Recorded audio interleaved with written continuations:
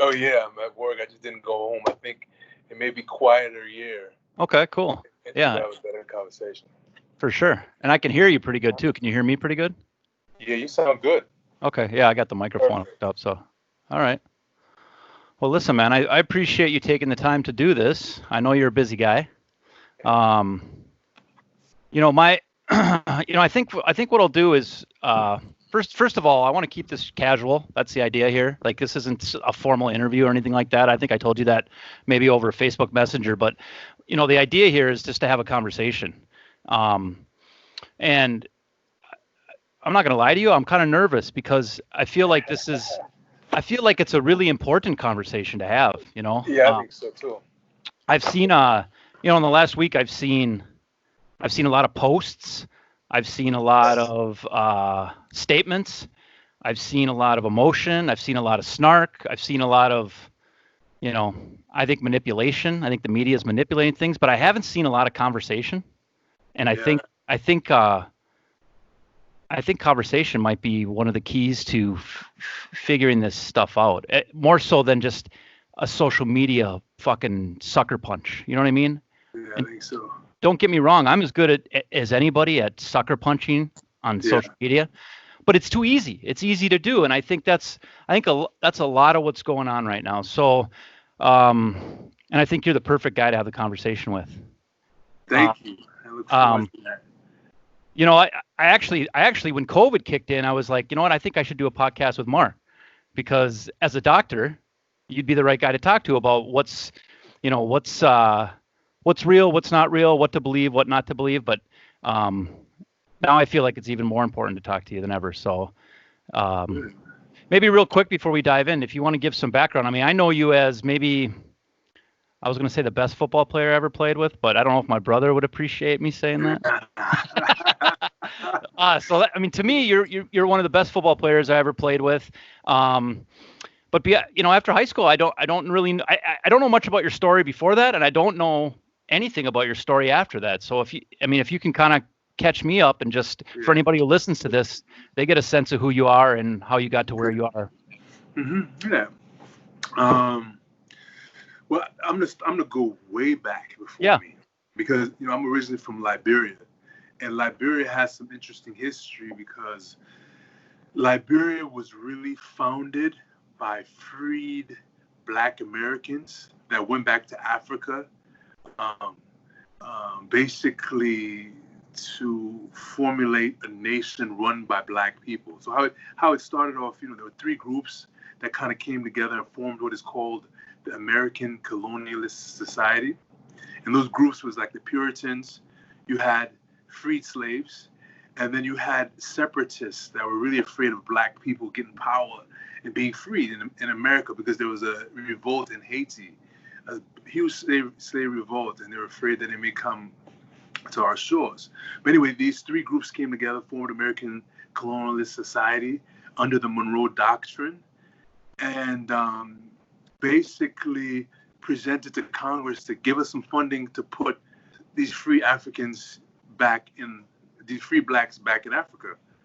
Um, so it went through, it went down to what is now called Liberia, but initially when it went, half of them died from malaria, etc. But they went to Liberia, and then when they got there, the blacks that were there were like, we don't want a governor anymore. We don't want a white governor. We want to run our own country. So Makes sense. they, so they decided to have their own country. So when Liberia first became a country, which was recognized by France and England, I think, they were the first black nation, the first black republic.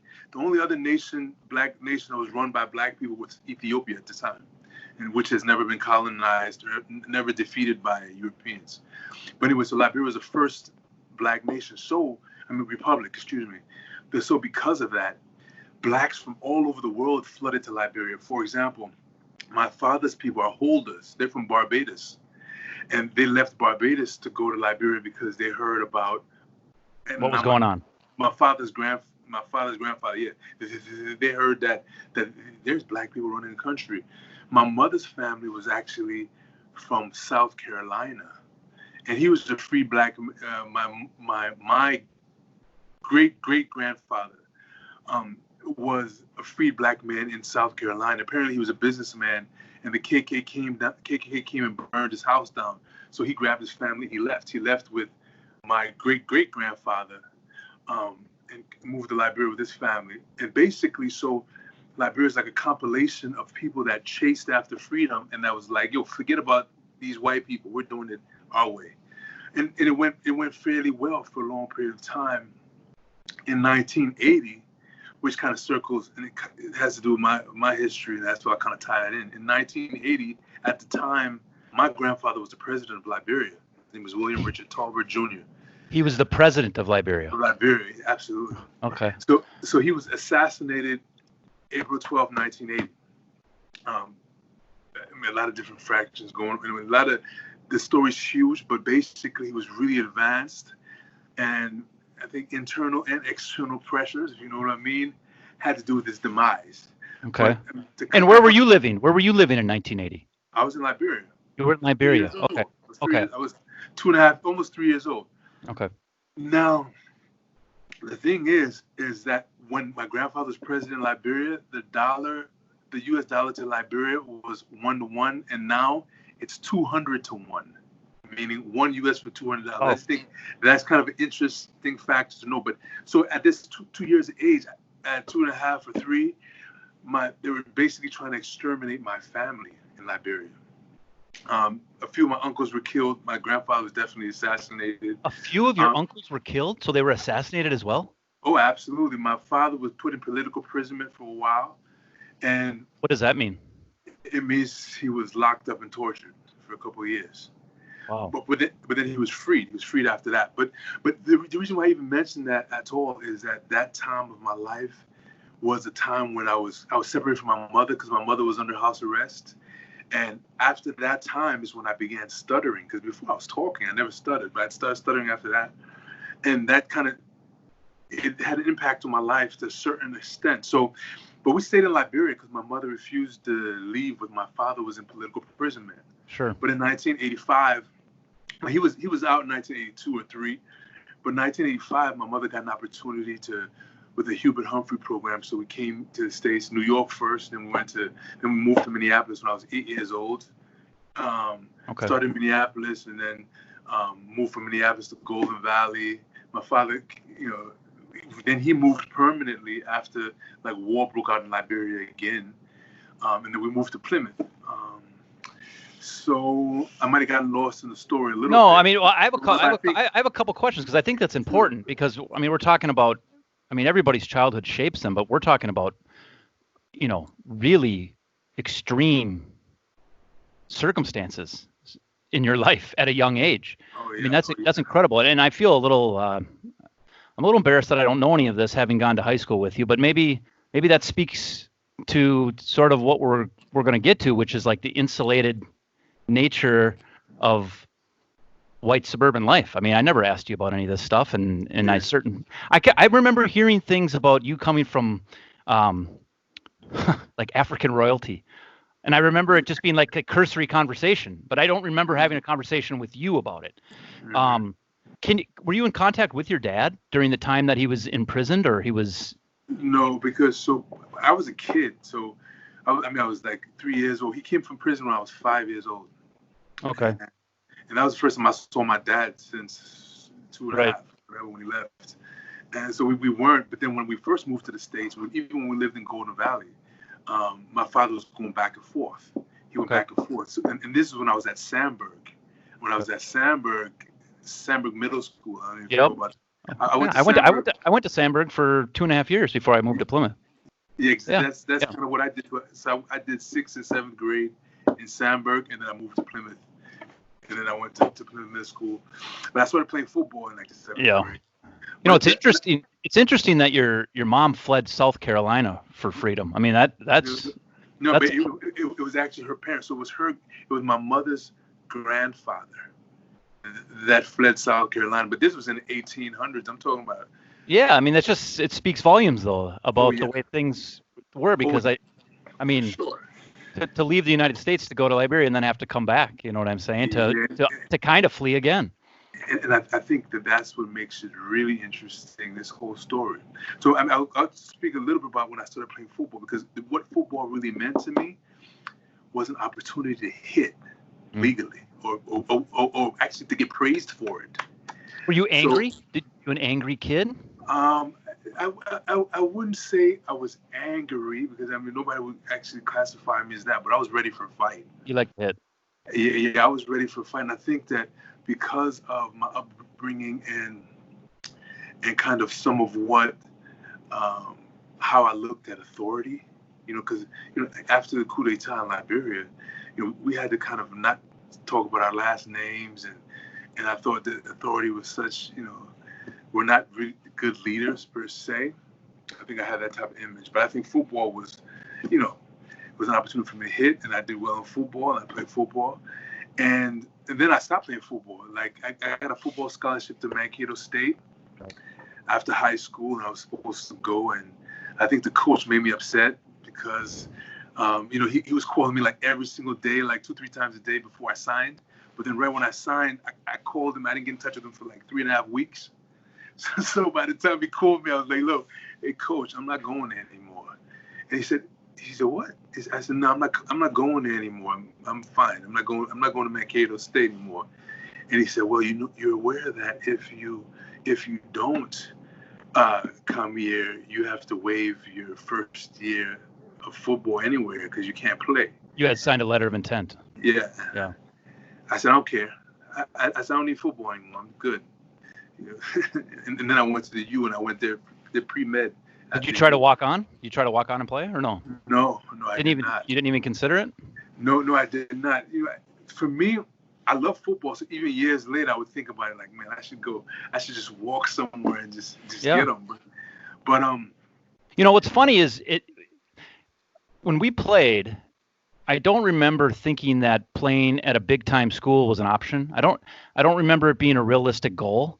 I didn't even consider it. And I'm not saying I was good enough, but looking back on it, I mean, you were an all conference football player, right? I mean, I'm pretty sure you were all conference. I mean, I was all conference, all state, all metro. Yeah. Okay. So the idea of you going on and getting a scholarship at a big school, I mean, nowadays that would be, if not a given, it would be at least a goal. But I don't remember that being part of the conversation at all back then. And then, the year after us, Dag and Adam walked on at Madison. And I remember being like, oh, shit. I didn't even know that was even in the realm of possibility as far as playing at the next level. And I guess what I'm saying is that, were you in that same boat? Did you even think of yourself as good enough to maybe – because it's hard for me to imagine you walking on at the University of Minnesota and them saying, no, we don't want an all-state football player from our backyard. Yeah, but I think, a lot of things were going on with me at that time. And I always thought I could play professional football. Oh, really? I mean, I had that. I mean – so you had that that was realistic to you, or I mean, or at least a goal. It was actually a realistic goal to me. And when I decided I wasn't going to play football, was the first time I actually studied. Like I got straight A's my senior year of high school, the first time ever in my whole life. All very colorful before then. It's because very colorful. And my parents used to kill me about it because I have an older sister that's like near genius. You understand? Okay. And so they'd be like, "Look at her grades. Hey, look at your grades. It's colorful." Yeah. But I think a lot of things happened to me around my senior year time. It's, for one, we lost to St. Cloud State that year. Oh. And I never really forgive myself about that, because that day I didn't have my contacts on, and I put this big weight on my shoulders. Like, if I had my contacts, I'd have done so much better, and we probably wouldn't have lost the game, because it was a close game, if you remember. Yep, we should have beat them. Definitely, and I'm kind of still, a little sad about myself. What's funny is I kind of remember, now that you say that, I remember your contacts being an issue. I remember it being like some drama. I completely had forgotten about that. I couldn't see who had the ball. Yeah. It's crazy. It was bananas. Anyway, I think that happened. But then the other thing that happened, and I realized from that coach not calling me back from 3 weeks, that football wanted to use me. And they were going to use me just like another slave for their benefit for like 4 years or 3 years or 2 years, however long. Even when if I did get into NFL, I was going to be another black athlete, and he would be cool while he's saying yes, massa. But Jordan was the best basketball player ever, And he, after doing all he did, got in so much drama about gambling and all these different things that he couldn't really be his own man when he wanted, because that's his money. And Yeah. so I think that those type of issues, and actually the kind of some of the stigma that goes around with black athletes in sports, I didn't want to play in that realm, and I thought I didn't have to. That's a pretty in tune thought to have at 18 years old in 1995. I mean, Yeah, I think nowadays you see a lot more young people who are a lot more aware for a lot of reasons. But in 1995, for you to have that perspective, I think that would have been unique. yeah, I think it was. I think it was something unique, but I was really convinced that it wasn't the right path for me in the long run. Did your parents? What was your parents' opinion on that at the time? My parents, they never liked football. I don't know if you remember. You never saw my parents at a game, really. I didn't know that. I didn't know that. My father was more of an academic. My father was international lawyer, trained in England and Harvard. So sounds like a pretty smart guy. he worked. So this is a cool story. So my father worked for the president, and that's how he met my mother, the president's daughter, and that's how they got together. Oh, okay. Yeah, he was just a speech writer, and he was a minister of different things. My grandfather kind of flipped him around because he trusted him. But so my dad used to say, like, you're playing games. All these sports, this is games. Wow. You need to be doing your homework, like get better grades. He didn't see any value in the, I don't know, the teamwork or the preparation or the goal setting or any of that. I don't think. He looked at it as like, but my father's much older than me too. So my father had me at 48. Oh, wow. Yeah. So by the time I was in high school, my father was near 60. Yeah. Well, no. Yeah, he would have been in his 60s. Yeah. He was in the 60s. Yeah. He was in the 60s, probably near 70. Is he still alive? No, he passed away in 2018. Yeah. Oh, just a couple of years ago. Sorry to hear that. Absolutely. No doubt. He went to be with the king. Yeah. He went to be with the king. So okay. I'm cool with that. So I went to the U, and after that, I did a few years at the U, applied to med school, got accepted into a few schools, 4 of them to be exact, but I actually chose to go to Morehouse School of Medicine. I think I chose that particularly because it was like it has kind of like a black university type of thing, and I was kind of tired of being here in Minnesota in this type of environment. I much rather a more colorful environment. So I went to school at Morehouse School of Medicine, and they focus on primary care. And then I did my residency at University of Miami in Miami, Florida. And then I started working in Miami. Okay. Was Miami very diverse? There's not a more diverse place than I've ever been to in my life, Miami. Really? No, the thing. Miami. I've never been. No, I never have. We have to change that, Eric. Are you gonna take me down there? Okay. we have to change that, and I think it's very diverse for people all over the world. A very unique city too, because it's in Florida. Florida's in the South, so in Miami's like another country almost.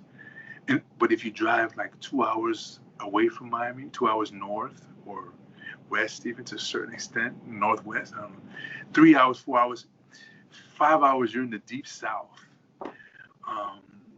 And I think it means something to people that are driving, of course, but it means something to me too, because so after I finished residency, a year after residency, I was working in Palm Beach County, and I was making good bread. I'm talking about, I didn't even imagine making this type of salary, but I was working really hard, like 12-hour shifts, 10 to 12 shifts in a row, etc.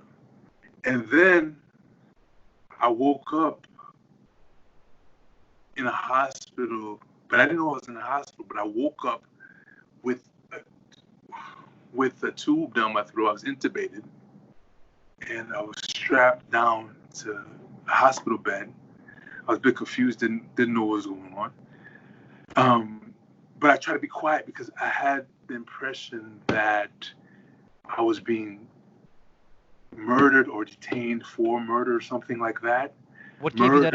What gave you that impression based on?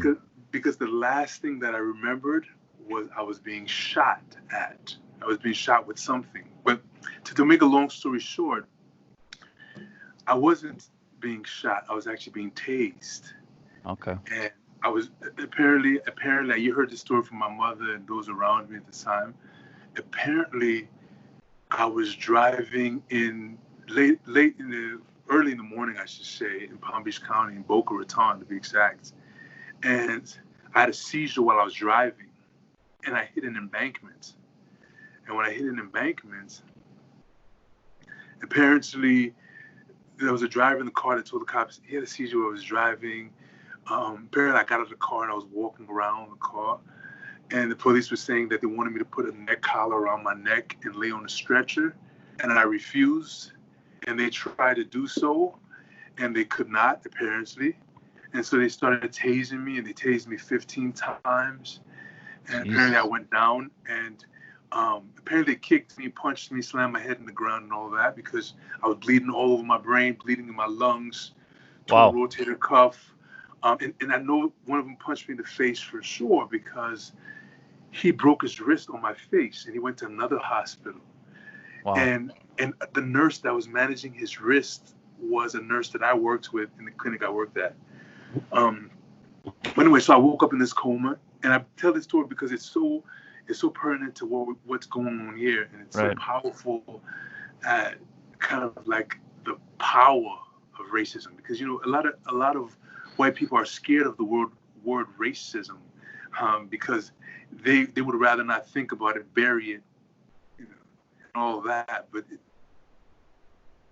it's heard of a white doctor being but the interesting thing is, so the investigator called my mother about 15 to 16 hours after it happened to me and said, hey, Dr. Holder, how did your son have the type of car he drives, and he's wearing a Rolex and he's only 30 years old?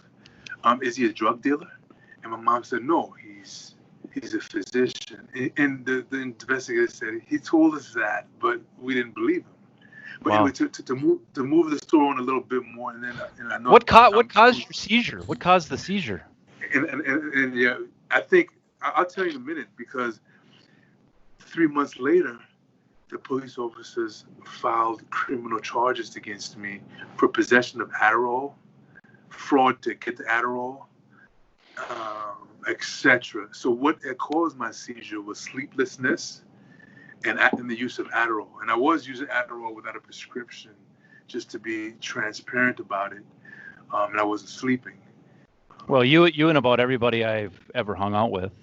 So I don't. Yeah. I mean, I don't know that that's a crime.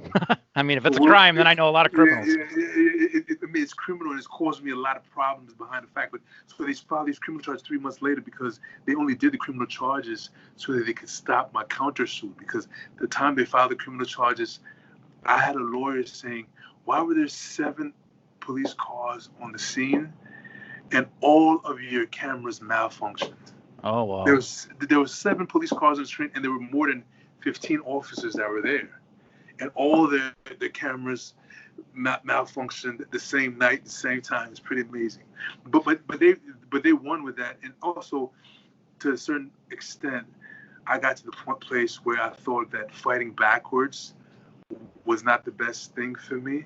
What do you mean fighting backwards? What do you mean? Like trying to sue them and all of that. And I got to a place where, because the charges were dismissed. The charges were all dismissed. Okay. The arrests were expunged off my record. Okay. But before that happened, the police had reported to the board, and that caused a lot of drama. Sure. I mean, it really was. Did you think did you feel like you were in danger? I mean, once you were fine physically, did you feel like you were in danger of ruining a career? Did you feel like that was in jeopardy at all? Oh, absolutely. Because so I mean, when those charges were sent to the Florida board, the Florida board was calling me to come and show up on the board. I said, yo, I'm not really fit. Give me some time, whatever. They didn't give me any time. They just incorporated the police complaint directly into the Florida board. So Florida took action against my license. So yeah, absolutely had significant effect on my profession. But things worked out. So I went to the Florida board, explained what happened. They gave me a licensure, a temporary licensure there with conditions. As soon as the charges were dismissed, I moved to Minnesota. But then when I applied for my Minnesota license, the same things that were on the Florida board popped up again. So I had to hire another lawyer to deal with that. And of course, now I'm practicing with an unconditional license and everything. My license is completely fine. But that process from 2008 to, what was it? That entire to now, you can't imagine the amount of headache and labor that has gone into that process. Did you ever look those cops in the eye, any of them? I mean, did you ever meet any of them in the process of fighting this? Did you ever see them in a courtroom? Did you ever see them in a hospital? Did you ever see them? No, I mean, not that I know of, because I never sued them. And the case that they had against me never got to court. It was dismissed before it got to court. I have all their names, but it's not like I try to reach out to them. I mean, ultimately, I figure one day it'll happen that I'll roll to Palm Beach and I'll drop them off some bagels, coffee, and something to say, thanks, hi. I mean, but I don't have any animosity either. No. Because I've gone through the process I've gone through, as far as on a personal journey. Like, this was the hardest thing for me ever that I've ever done. But through that process, I actually surrendered my will to the will of my Father. Okay. Jesus. So I mean, for me, it made all of that kind of valuable from that standpoint. And it's made me a better person, and it's made me a better physician as well, because now I can relate to some of the pain my patients have. I've actually been in the ICU. I don't even know how many patients have been in the ICU. I don't know of another doctor that's been in the ICU for sure. And I think I can empathize a little differently.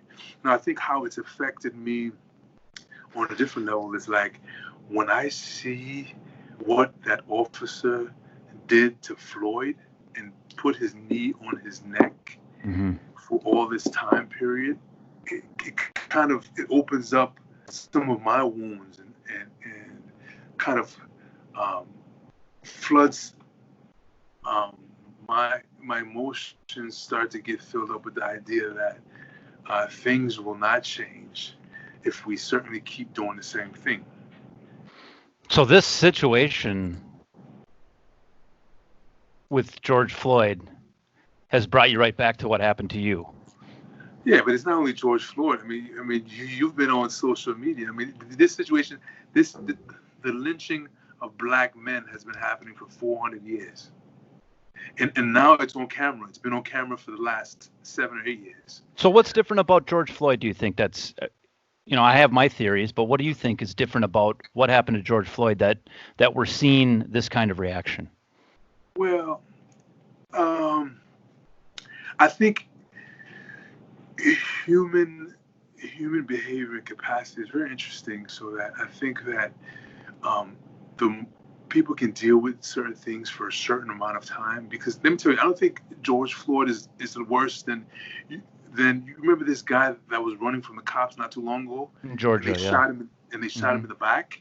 Mm-hmm. It's not much different from that. It's not much different from this guy that was in St. Paul, Castillo, that was in his car, and the cop asked him to get his license to carry or something. Mm-hmm. Yep. And the cop just exploded. I mean, it's all cocaine. It's all the same thing. Yeah.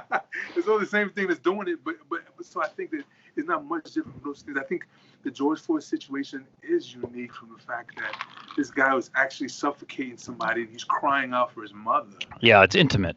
And he's saying, please, I can't breathe. Everything hurts. Don't kill me. Mm-hmm. Don't kill me. Don't kill me. But you know what I'm also surprised at? That people stand around and watch that happen. I'm surprised that the person's taking the video stands around and lets that happen. Haven't you put yourself in their shoes? Because I have thought about that. Watching that video, it's like everything in me as a parent, as a human, wants to run in there and push that fucking cop off of him.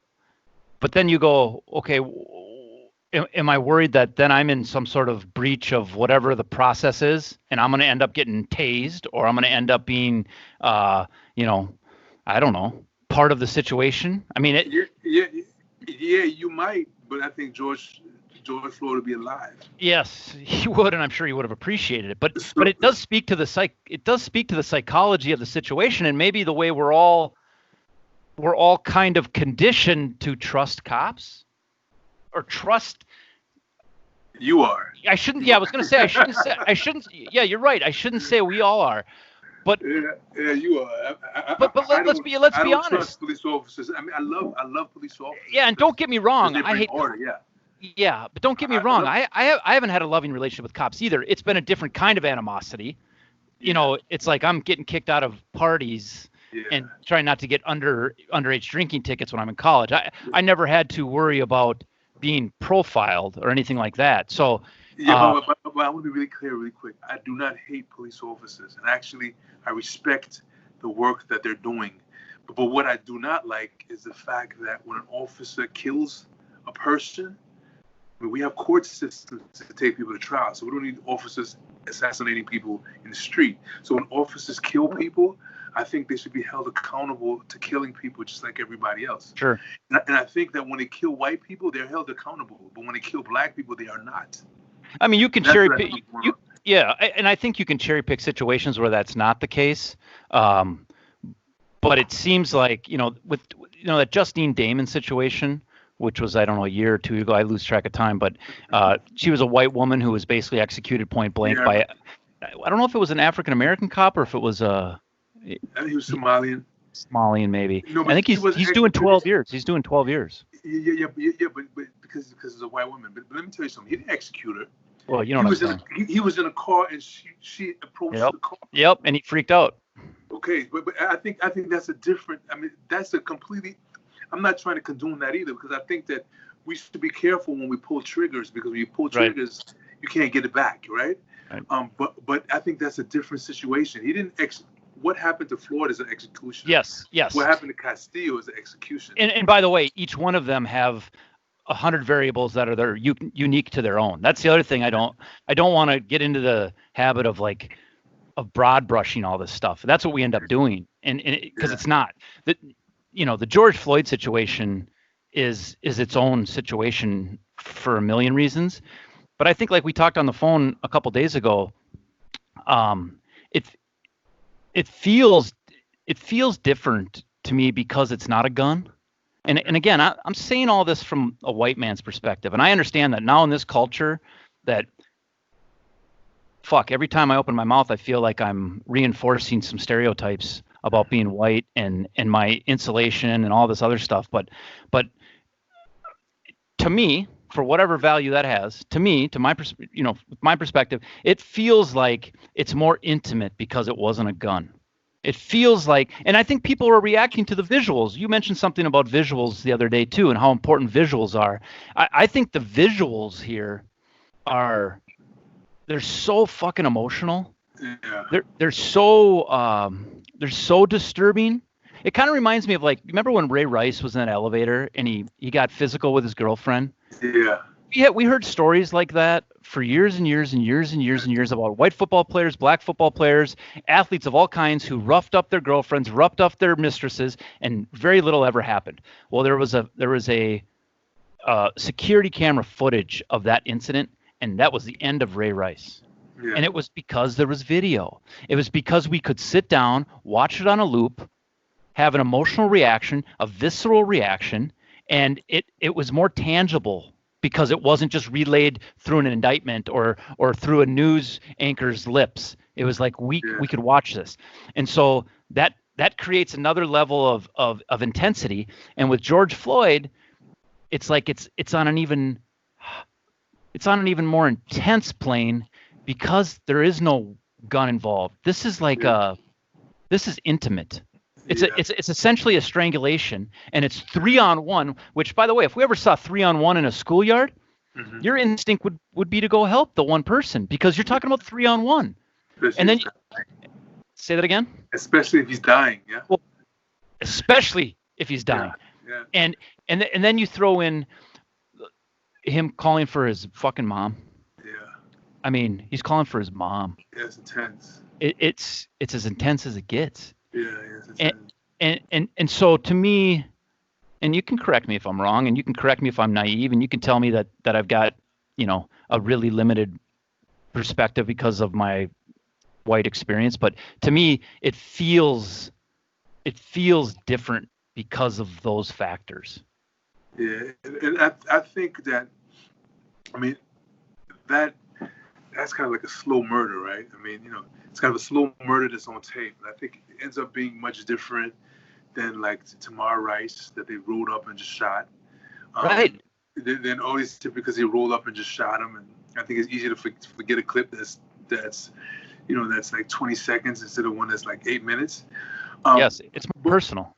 but I also think that I know for me that whenever I hear about these things, and I'm not standing alone, um, I know that there's a serious visceral response. There's a serious visceral response to another lynching, and I call them all lynchings because they're public murders without consequence. And I think this officer, this Derek Chadrin or whatever, that killed Floyd, he had his hands in his hand in his pocket. Mm-hmm. So I mean, I'm glad it's second degree murder, and I'm glad that Will you reiterate to me what you said on the phone when we talked on what is it Thursday on Tuesday about what a body does when it starts to die and how because I think that was really powerful when you told me that, because it speaks to the police officers. I mean, I don't want to put thoughts in his head, but that he probably was aware of the state of George Floyd. Certainly, there's not a doubt. There's no doubt in my mind he knew that man was dying, and he did not care. Because so what I talked about is that when a human being is losing life, there's a struggle for life. You may shake. He certainly was talking about his stomach is hurting, his nuts are hurting. Mm-hmm. My head hurt, my neck hurt, everything hurts. Blood coming from orifices. Blood coming from orifices. They may start to twitch or shake. So I think that it's a powerful thing, as far as, and even the guy's poise, he knew that he was hurting somebody. He just didn't care about it. I think, ultimately, you kind of go circles about these things, but I think ultimately the solution for this, it seems to me, is rewriting the paradigms that people have in their minds. So right now, race is no small task. Race is fictitious, and the thing is, I don't really see. In Liberia, when I came to the U.S., I never knew anything about race. Actually, the first time I learned about race, I was probably 7 years old. No, I was 8 years old. I was in school in Minneapolis, and I got into like a verbal fight with a kid, and he called me a nigger, and I said, "You're a nigger," and he said, "No, you're a nigger." I said, "You're a nigger." He said, "I can't be a nigger. I'm not black." And that was the first awareness that there existed this thing, because we lived in a different type of world, Mm-hmm. That it wasn't, there wasn't this kind of strong differentiation of what's black and what's white. I thought I was just abusing him. But I think the point I'm trying to make, though, is, I mean, trying to classify people according to the melanin in their skin may be as felonious as trying to classify them by the color of their eyes. I mean, I think the Nazi may have tried to do both. See how smart they were. But the thing is I think that it's that felonious, and the reason why I say that is because it's not scientific. And I mentioned this to you earlier that, I know Indian people from India, actually East Indian people from India that are darker complexioned than me, but yet they have straight hair. But we call them Asian, but their eyes are big and oval. Mm-hmm. Oval eyes. They're not slanted like people would classically think of Asian, and they're not considered black either. And I also said that, my children are biracial, and both of my children have more in common with their mother and a white person than they would somebody from South Sudan. Or in terms of their appearance, you mean? Certainly, like more in their appearance. Their appearance looks they're very European. I mean, my ancestry is very mixed as well, but look at very European features.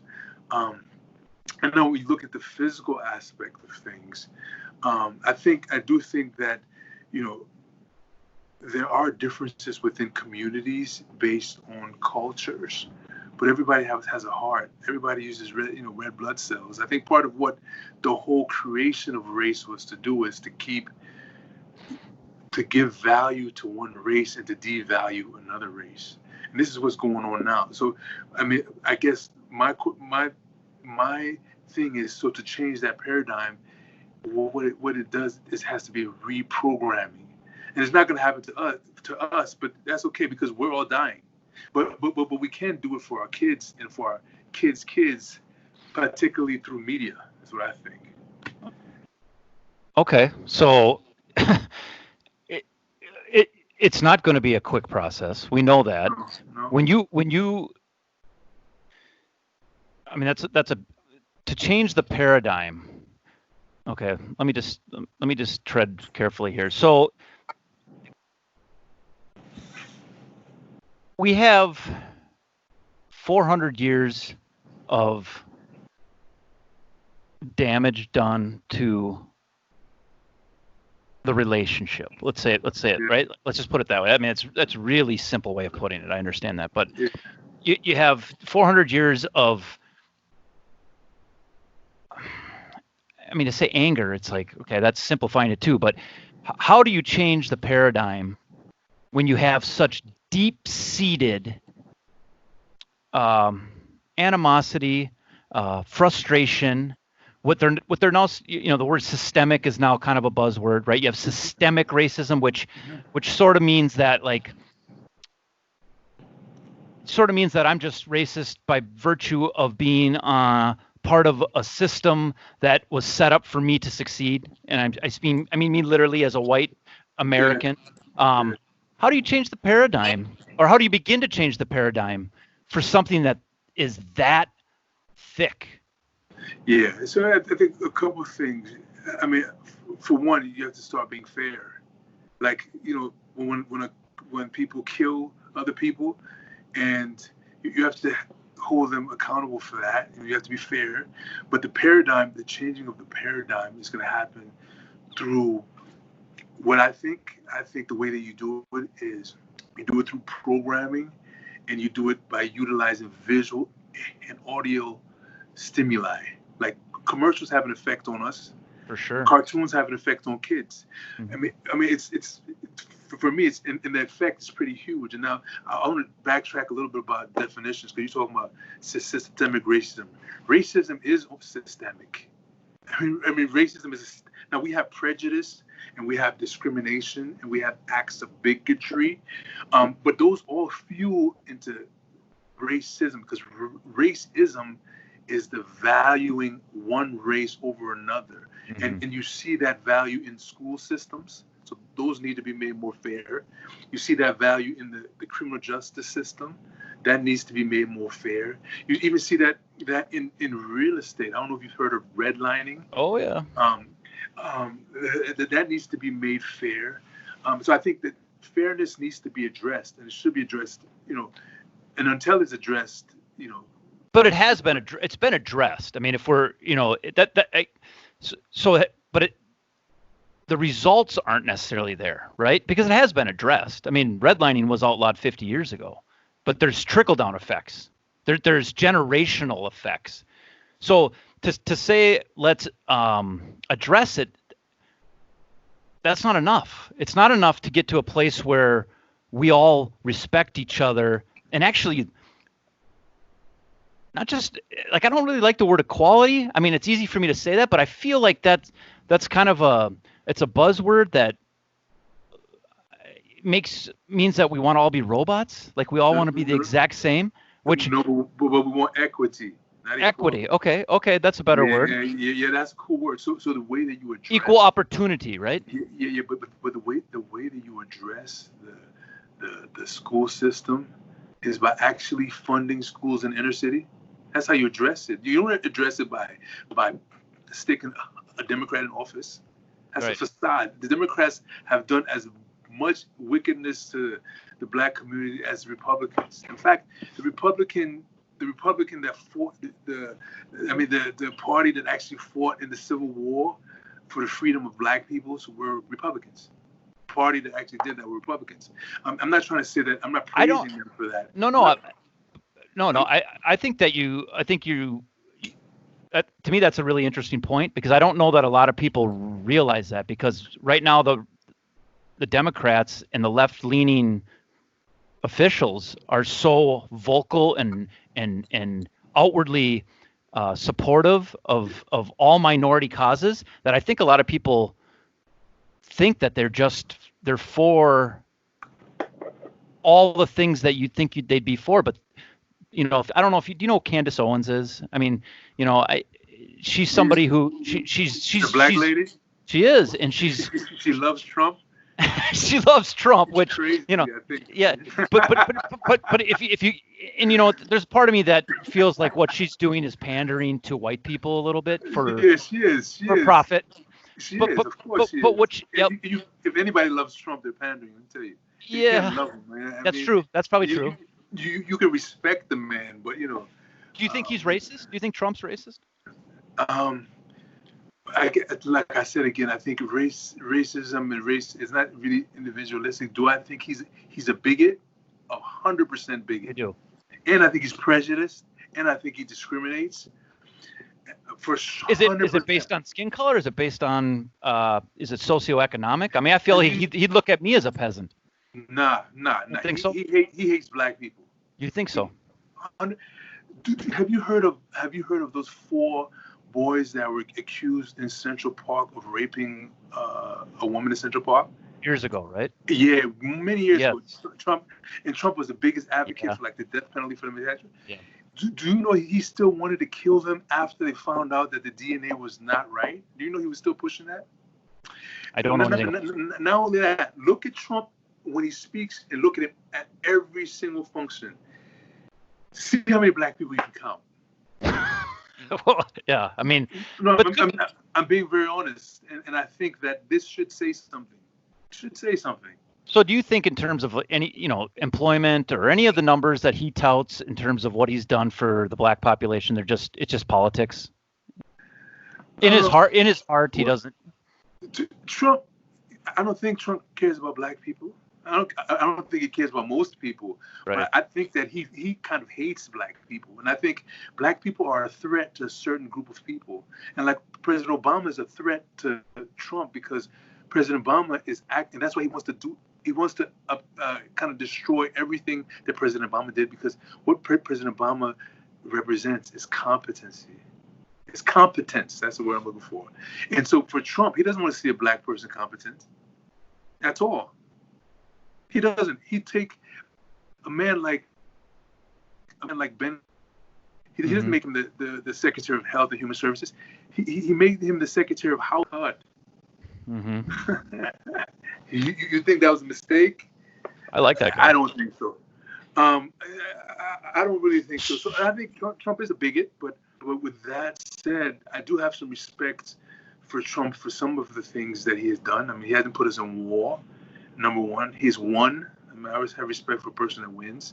But I think his time that he's serving in America, what it's really doing is it's helping the food boil to the top. Because the things that he's saying, the rhetoric he's pushing out, this sign that he was putting out the entire election period, I think it's caused us to get to the place where we are. And sometimes, like I said, sometimes you get to hard places and you need that to get out the pus from in the wound. You understand? Right.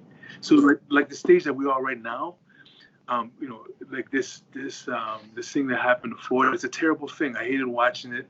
I wish it never would have happened. But I also know that because it happened, a lot of people, it has brought a lot of attention to what is going on in this country, and what is going on in this country for quite a while.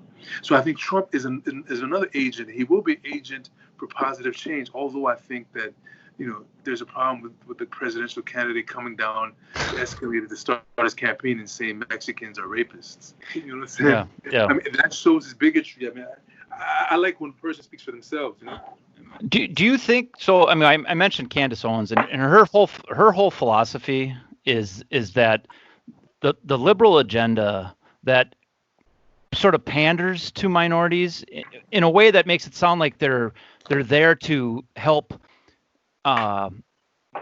speed up this process of becoming equals in terms of socioeconomic stuff, and the constant sort of acknowledging that the hardships are there. Her whole philosophy is that keeps black people in a state of victimhood, and that if you're in that state of victimhood and that resentment stays so present that you never get to a place of actually feeling equal or being accountable or seeing the power in your own decisions, that you're in a state of mind that suggests that no matter what you do, you're under the thumb of somebody, the government, whomever, and that the Democrats are pushing that, and almost that it's almost a conspiracy to keep not only us divided as a country, but to keep black people from feeling empowered, even though the message in terms of the words says the opposite. It's intended to have the effect of oppression. Do you feel like there's anything to that, or help me understand from your perspective whether or not there's any validity to that? Well, I mean, I haven't heard a lot of what she said, but I receive what you're telling me about her. First of all, I think she's being paid to do what she's doing. She is. I think she may believe what she's saying, or somebody may tell her that this is what they wanted to say. Do I think there's some truth into what the Democrats are doing for fighting with these causes and kind of making sure that kind of that there's programs that she is saying that are kind of probably enabling black people? You froze up a little bit. I'm not sure. Can you hear me now? Yeah, I can hear you. You're cutting out a little bit. Oh, okay. Oh, you're good. I hear you now. I don't know if it's just could be my Wi-Fi. Go ahead. Okay, so what I think, I'm not so sure about the effect of that, although I think that I would lean against that just because the place where she's coming from, right? The problem I have with the Democratic Party is that they actually have stood for the same things as Republicans. I mean, you look at it, something like the prison system. Joe Biden wrote the crime bill. Right. I mean, all these people, Clinton did this 3 strikes you're out thing. I mean, these people were pumping out the crime bills, and they've broken up more black families than anything. And I'm not trying to say that that people that commit crimes should be lenient on, but I do want to be clear about the fact that all those things that happen in Congress are being done by Democrats and Republicans. The fact that if you got powder cocaine, you have a different sentence than crack. That those things can be legislated, and they should have been a long time ago. The school system issue, the fact that that school systems are basically funded by local neighborhoods, and that you have huge disparities in the school system. That's being watched over by the legislature that has Democrats and Republicans, and right. Presidents that have been Democrat and Republicans. So to try to kind of parse them out to say, these people are really, pro-black because they believe, and I'm trying to think of something that they always push for, affirmative action, for example. Right. Yeah. Well, the kind of affirmative action that I think is what the community needs is the kids need to be able to get an education. Sure. You understand? And I think that's I do. I think it's all about the kids. I mean, really, at this point, we talked about a couple of days ago the idea of reparations, and it's hard for people to think in terms of reparations and just cutting checks. But I thought you made a really, really interesting point about reparations as it relates to education and young people. I think education is one thing. You have inner city kids that can't afford sports, for example. I mean, this is kind of ridiculous because so if we weren't playing football, what would we have been doing? Who knows? I mean, Hmm. we definitely would have been doing something constructive between 2, 3, and 5, or however long, whenever we went to practice, etc. So I think that these are the things that I think that need to be addressed by both Republicans and Democrats. And I'm not going to say, oh, the Democrats have been really good because they get up every 4 years and get in a black church. That's cool, but what's up with the schools? Right. What's up with the prison system? You know, look at these murderous cops. What's happening to them? Why haven't you legislated something to address that issue? Why? Do you feel like there's a part? Do you feel like these politicians want us divided? Um, I don't know if they want to divide. I think that there's profit in the two-party system, right? I mean, there's big profits. So I think that they want to have two different parties, but I think both parties do not value black people as much as white people. I think it's a systemic thing. I think it's in the political system, and it's been in the U.S. political system since the Constitution was written, and black people were three-fifths of a man. Right. And although that was moved, it's kind of like things have continued rolling in that same paradigm. Because ultimately, what it boils down to is people don't want to change things if they're feeling good, and they definitely don't want to talk about it if it's kind of unpleasant. So it kind of leads at a place where, well, we'll get up every 4 years or 2 years and talk about what we're going to do for the community. But ultimately, let's see results. And I'm the type of person, I'm ready for results. Okay, so let me ask you this: I don't know how much time you have. Are you up against time? I mean, I'm cool. Okay. What do positive results look like? For me, For all of us. I mean, for whatever it is that we're after. I mean, there's a lot of division, there's a lot of frustration, there's a lot of people on different wavelengths, and at the end of the day, it's like you can have a million social media posts that look like we're coming together, but okay, tomorrow you wake up and what's changed? It's like, so what does progress if we haven't made enough in 400 years or 50 years or whatever you want to start talking about when things started to change, or at least there was some effort, what will progress start to actually look like in your opinion? But here's what I think is the interesting part. Now, there wasn't social media 100 years ago now. Mm-hmm. So I think what social media has done is social media has exposed. Now that's exposure, big exposure. And I think that is kind of what led to this huge effect that we've had recently. I think there's never been protests like this in the entire country where it was all over. I think 50 states. So I think that's where social media is good, and that's why I think that we're at that boiling point. So what was the question? What will progress? What will it actually look like? I'm always curious about what equity looks like, or progress looks like, because it's easy to write it in an academic paper. It's easy to stand up on a stump and politic and run on some policy, but that you never have to implement. What the fuck does it look like? Because I want to know, because I want to get there too. Yeah. It looks like when there's equity of the law. It means to say that, and we're gonna go back to this because this is how I feel. When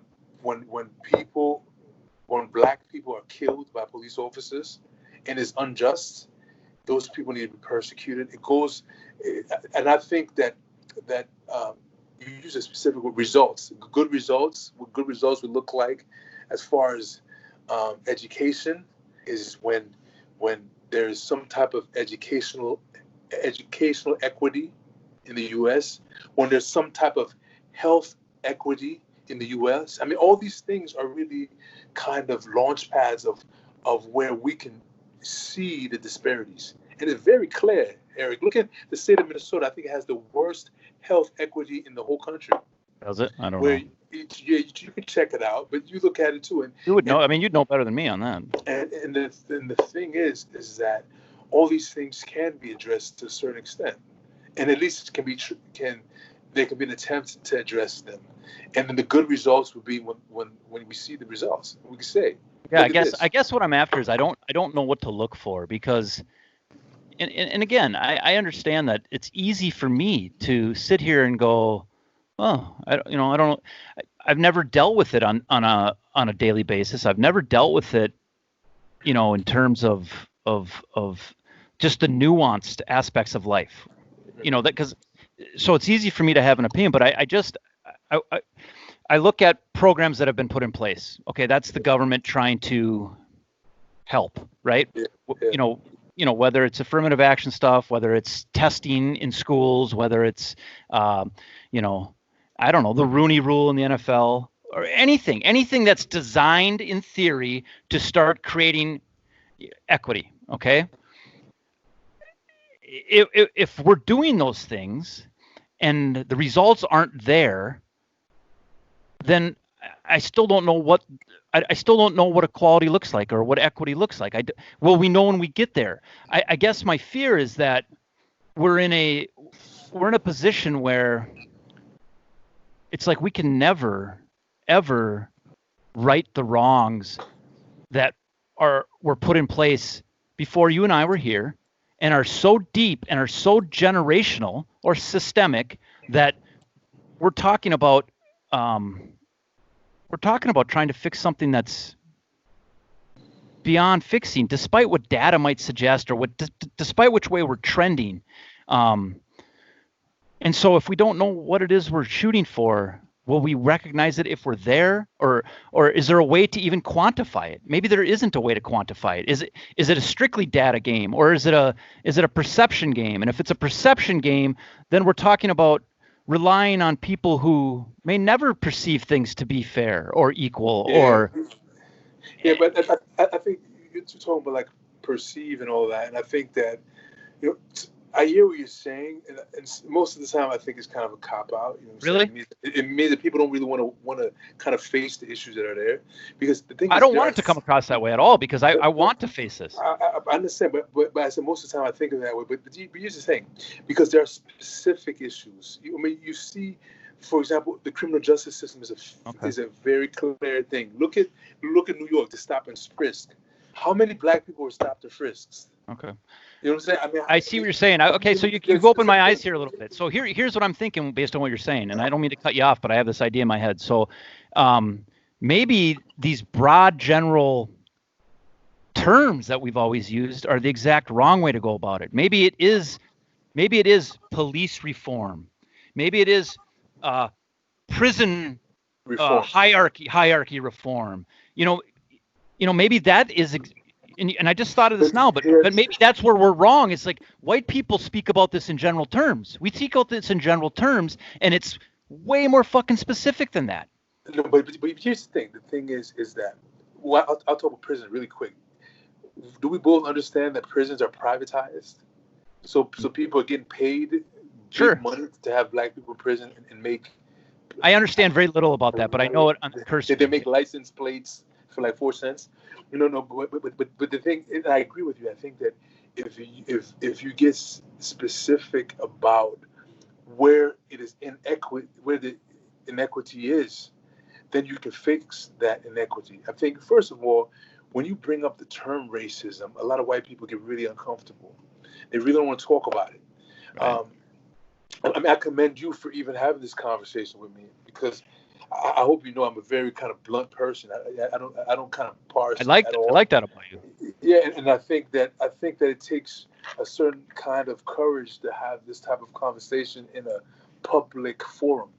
And I think that that's part of the solution as well. See, I think when you talk about like racism as a whole, I think the biggest problem with racism is race, the concept of race. And so I think that that's what's going to make things the most problematic while we're in that paradigm of where we're splicing people up in a certain way, when people are vastly more complex than their skin color, you know. So I think having conversations like this, it does improve, individual by individual, and furthermore, each person has the potential to have a positive effect on society, however they may try, So I think that, it's like one day at a time. I don't expect it to change overnight. I mean, it's been 400 years. like you said. So I don't expect it's going to change overnight, but I do. Do you feel encouraged by what you've seen in the last week, or what do you feel? So I'm very encouraged by these officers being arrested, by all of the 4 officers being arrested. I'm very encouraged that the charges went from 3rd-degree murder to 2nd-degree murder, which says that you intended to kill him, which I think it's fairly clear. It's reasonable. It's reasonable from watching what we watched. I'm also encouraged because people have done the type of protesting that they could. I'm not so happy about the looting of stores and all that, but I think if you get like 4 million people in the streets, you're gonna have a certain percentage of people that will do wrong. You also have a percentage of people that are there to do the wrong, so that it looks like the other people are doing the wrong. There's a lot of wavelengths out there.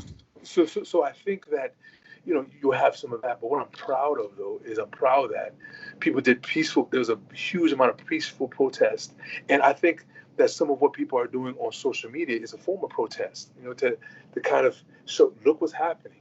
What are you guys gonna do? But I think this is a form of protest. So I'm excited that people have seen that there are some things that need to be fixed in our society, and some people are willing to take a stand to fix it, even if it's an uncomfortable place. You think that I look at social media and part of me and I'm kind of a skeptic or whatever, and I'm always looking at nuance, so it's hard for me to buy into things on its surface. I always have to find my own door in, and I see a lot of these suburban white housewives who made their profile picture black, and they see it as an act of unity, and I see it as like a cop out. I feel like and it helped me understand if I should be less skeptical, but I see it as a cop out. Like they felt like they scratched the itch and made a declaration of their love of social justice and you know what I'm saying, kind of. And I almost feel like social media in that way is allowing people to proclaim their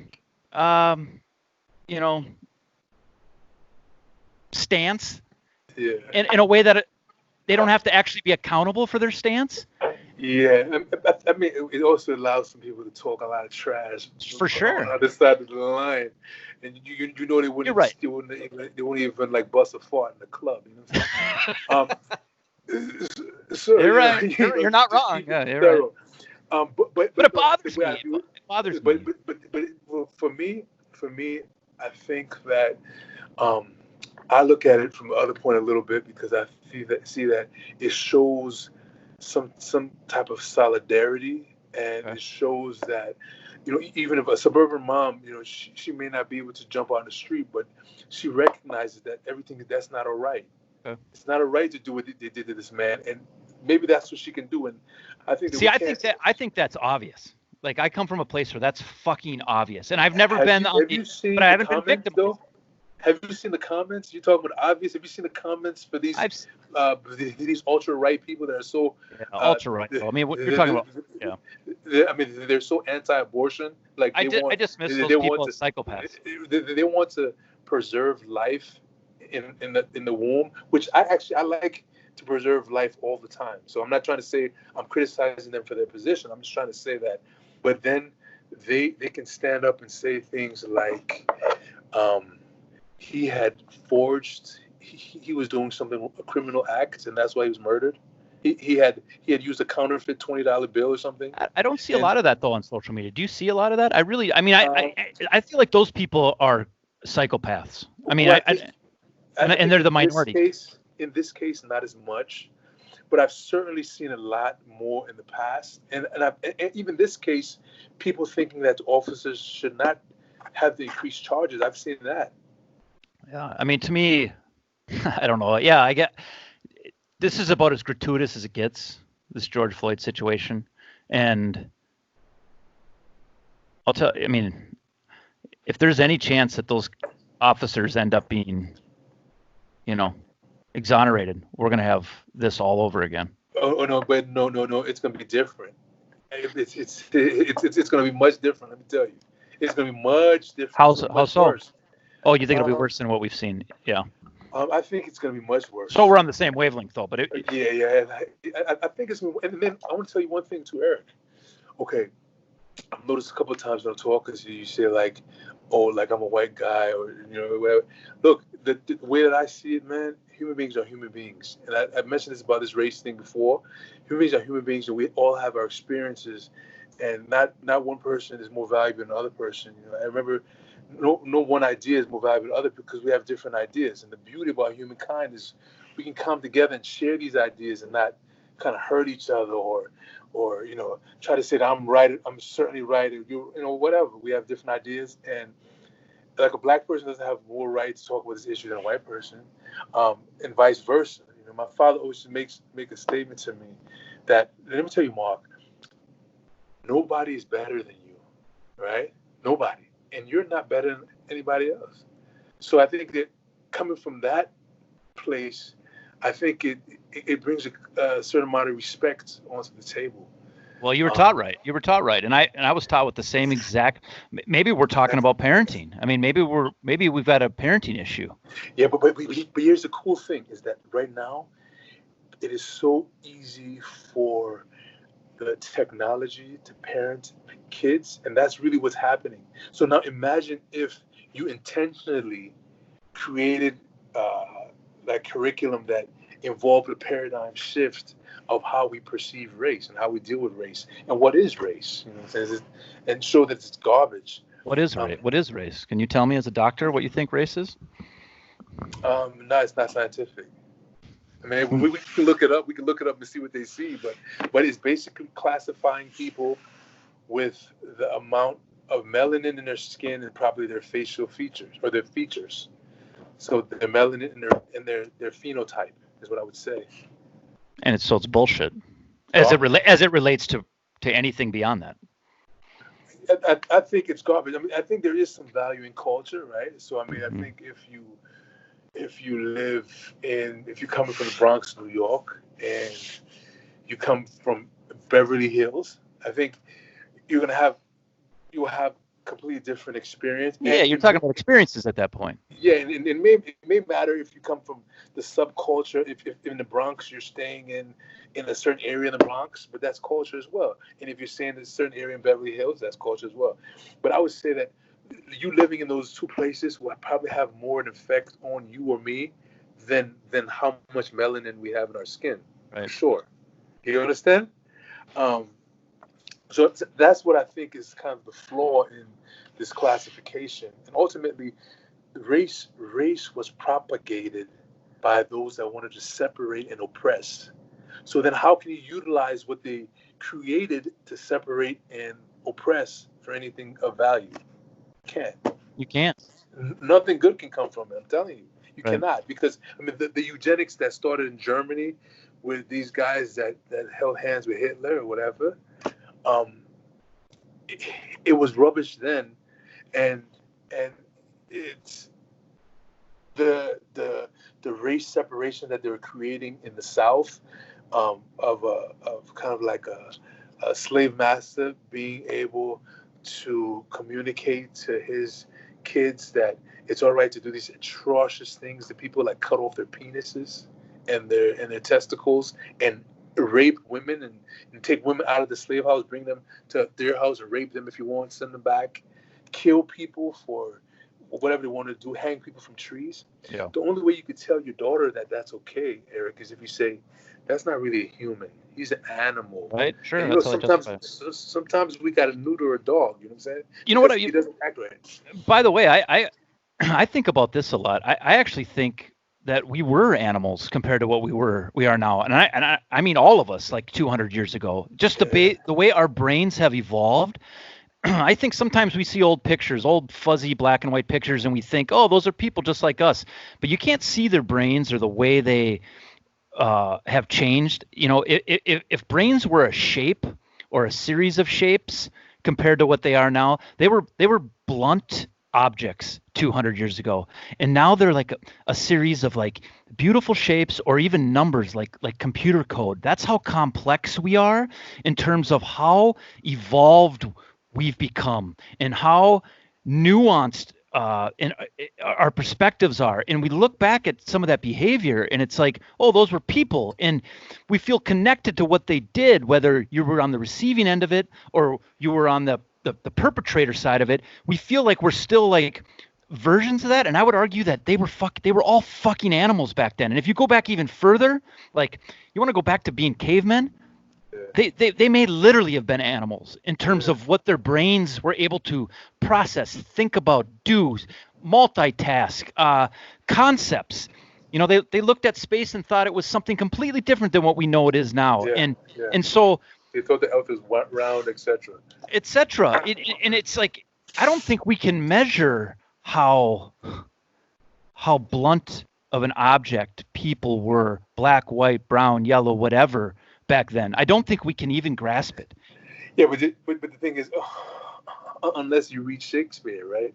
Well, okay. Or unless you believe Socrates was a genius, because he talked about the 4 things that a man must do before he dies: plant a tree, build a house. And he probably will. I mean, and there's a reason his works have persevered, because he was have a child and do all these things. So I do think that, have people progressed since that time with their mental capacity? Certainly. Do we have tools to even help us, kind of like computers, computers and iPhones and stuff to get us from place to place, and we only have to remember a certain amount of information, because now when I prescribe medications, I look at an app to make sure I'm giving the right dosage. Right. And they didn't have it before. So maybe they did work a little hard before. So I do think that there's something to that you're saying. But I think for the most part, humans are still animals, man. I mean, we still want to eat. We want to indulge ourselves with food. We want to procreate, indulge ourselves with sex.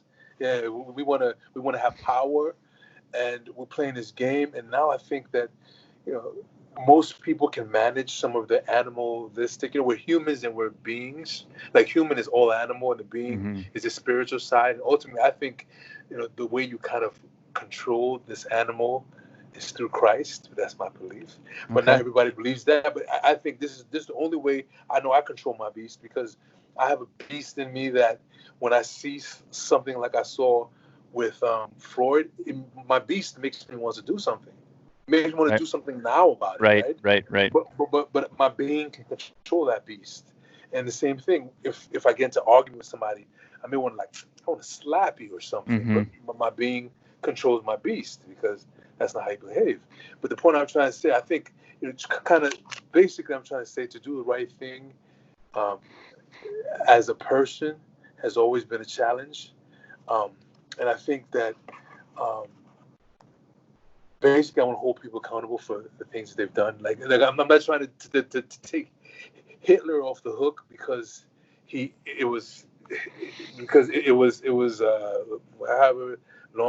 however many years ago it was that he killed all these people, and he cut black people's skin off to make shoes. I mean, I'm not going to get him off the hook because it happened 100 years ago, 80 years, whatever. Right. Because I think he's a wicked man. And very similarly, these people that hung people from trees, I'm not letting them off the hook for that, because I'm not talking about letting people off the hook. I'm talking about how we've evolved, and I think people were blunt instruments relative to now back then. And I don't see a lot of people who I don't know anybody who would I don't know a single person who would endorse what Derek Chauvin did. I don't know a single person who would be remotely okay with it. I don't know a single person who would consider themselves remotely racist. I don't know anybody like that. And the majority of people in my life are white. And so what I'm trying to understand is this new definition of racism, kind of. And you can correct me if I'm wrong. That's part of the reason why I'm constantly like qualifying myself coming from a white perspective, because I've learned in the last 8 days a lot about this idea of embedded racism that, or white privilege, I guess, is what they're calling it. That essentially I'm it's invisible to me. I can't even acknowledge it even if I tried, because it's so embedded in the way I was raised, so embedded in the life I've lived, that it feels like a new definition of racism to me. Yeah, but let me ask you this. So, okay, on social media, you see there's nobody saying that, what Derek did, Derek Charger. I haven't learned the guy's name, and he's been on the news I think every it's day. chauvin, like chauvinistic. Yeah, but I don't even want to learn it. I You know what understand. I'm saying? Yeah, he doesn't deserve it. I understand. But the thing is that nobody's saying that what he did is okay. But you know what they are saying? They're saying, look at these animals in the street. They're raiding Target. Look at these animals that want. So what it means to me is that what's in Target is more valuable than this guy's life. That's the message that we're receiving. Let me tell you. And the truth of the matter is that I also think it's not politically correct to say I hate black people, but I still do think there's people that hate black people, and unfortunately, a lot of them are on police forces. Yeah, I think you're right about that. I think the police, and I think maybe a lot of the conversation should be centered around like the pathology of cops. I think that's a conversation that is as paramount as anything in what's going on. I don't know anybody who hates black people. I really don't, and I have really intimate conversations with a lot of people who are predominantly white, just because my circle of friends and my experiences are mostly around white people. And maybe I'm naive. Maybe I'm just fucking naive. I mean, maybe it comes out in ways that I would never even be able to see. Maybe I don't have the But right. the thing is, the KKK still marches every year. Do they? I don't even know about Everywhere. They march in Georgia. They with march in like South hoods and all Carolina. the shit. They still wear all the shit. They march in Tennessee. They march in Texas. They still march every single year, man. Um, with their KKK I'm not garb, denying it exists, and I know there's some. the The deep the South has some fucked up people. and with the Confederates, and then you still see people all over Minnesota, even all over this country, with Confederate flags still representing the fight for the old way. So I think that those. I mean, for me, it seems to me that even though the person doesn't say like I hate you, like we know what's up when we see a Confederate flag. You know, we know what the KKK, what that means and what they do. We know where they are. Not, I mean, KKK doesn't really have to march, but we know they're judges. And that's They're part lawyers. of what people They're are police arguing, is officers. that the fact that I don't even see that is part of what people are saying now, right? That's the embedded privilege that I have, is that I don't have to have an antenna for that shit. Yeah, but wait. The thing is that you wouldn't even, you may not even notice it. That's what I'm saying. You Why? certainly. Because I don't need to. I don't need to fear them. So they're not even on my radar. Even if they walked Well, in front of me, I wouldn't know it. Is kind of what people are saying. yeah, but to be honest with you, I haven't had a lot of like upfront racial incidences in Minnesota at all. You have. I have not. I have not. Oh, I have not. I mean, I've been stopped by the cops a bunch of times, and you know, here in Minnesota and elsewhere, and I've been kind of harassed and pushed around and taken to jail, but I've never committed any crimes. I have no convictions, but I spent nights in jail because I what were you? talked. Oh, just talk I shit. mean, for example, when I got arrested here in Minnesota, before this is when I was an undergrad. I think the um, the cop the cop was parked in the driveway or something of the Perkins, and when I was coming in the driveway of the Perkins, we had to jump on the sidewalk to get in. So I told the officer, I said, the car is in the entrance to Perkins, and if anybody else did that, you would give them a ticket. And she said, because you said that, if you go in the Perkins, you'll be arrested. You'll be detained. Don't go in there. And so I said, okay. I went to my friend's car to get a pen to come and write down his badge number. And as soon as I started writing his badge number, he arrested me right there and took me to jail for that. Yeah. How do you determine if that that sucks? Friday night. That ruined your Friday night. So let me ask you this: how do you determine if that's a small dick issue or a racial issue? Because I've had my car drug sniffed by a dog. I got pulled over driving through Nebraska on my way back from Los Angeles. You know, I had my hat on backwards. I was 29 years old. I was in a Dodge Charger with rims. Thank Yeah, you. yeah, And he told me this is a drug trafficking route, and you fit the bill. Yeah, yeah, I profiled you, and you can sit here while my dog sniffs your car. And I didn't know what I had in there because yeah, I used to have cocaine in my car. I mean, I partied yeah, with cocaine when I lived in Los yeah, Angeles. I sat yeah, there scared shitless. And now you could, maybe if I was black, it would have been 10 times worse. And that's what we're talking about here. But how do we know we're not dealing with a small dick issue? Because I think a lot of cops have fucking power problems. yeah. I think so. I mean, I think that may play a role. I mean, okay. Let me be clear again, because I'm not trying to bash cops. There's some good, Me decent neither, but people that put their life on line to make sure everybody's safe. I But got a but good friend at LAPD. there is a percentage of them that should not be carrying badges and guns. Um, and I think that percentage of them need to be addressed as soon as possible. But so back to the small dick issue versus racism, you look at numbers. That's how you know. You look at the numbers. I'm very objective. You look at the numbers and you see, you know, who's getting stopped. Number one, when they get stopped, what's happening?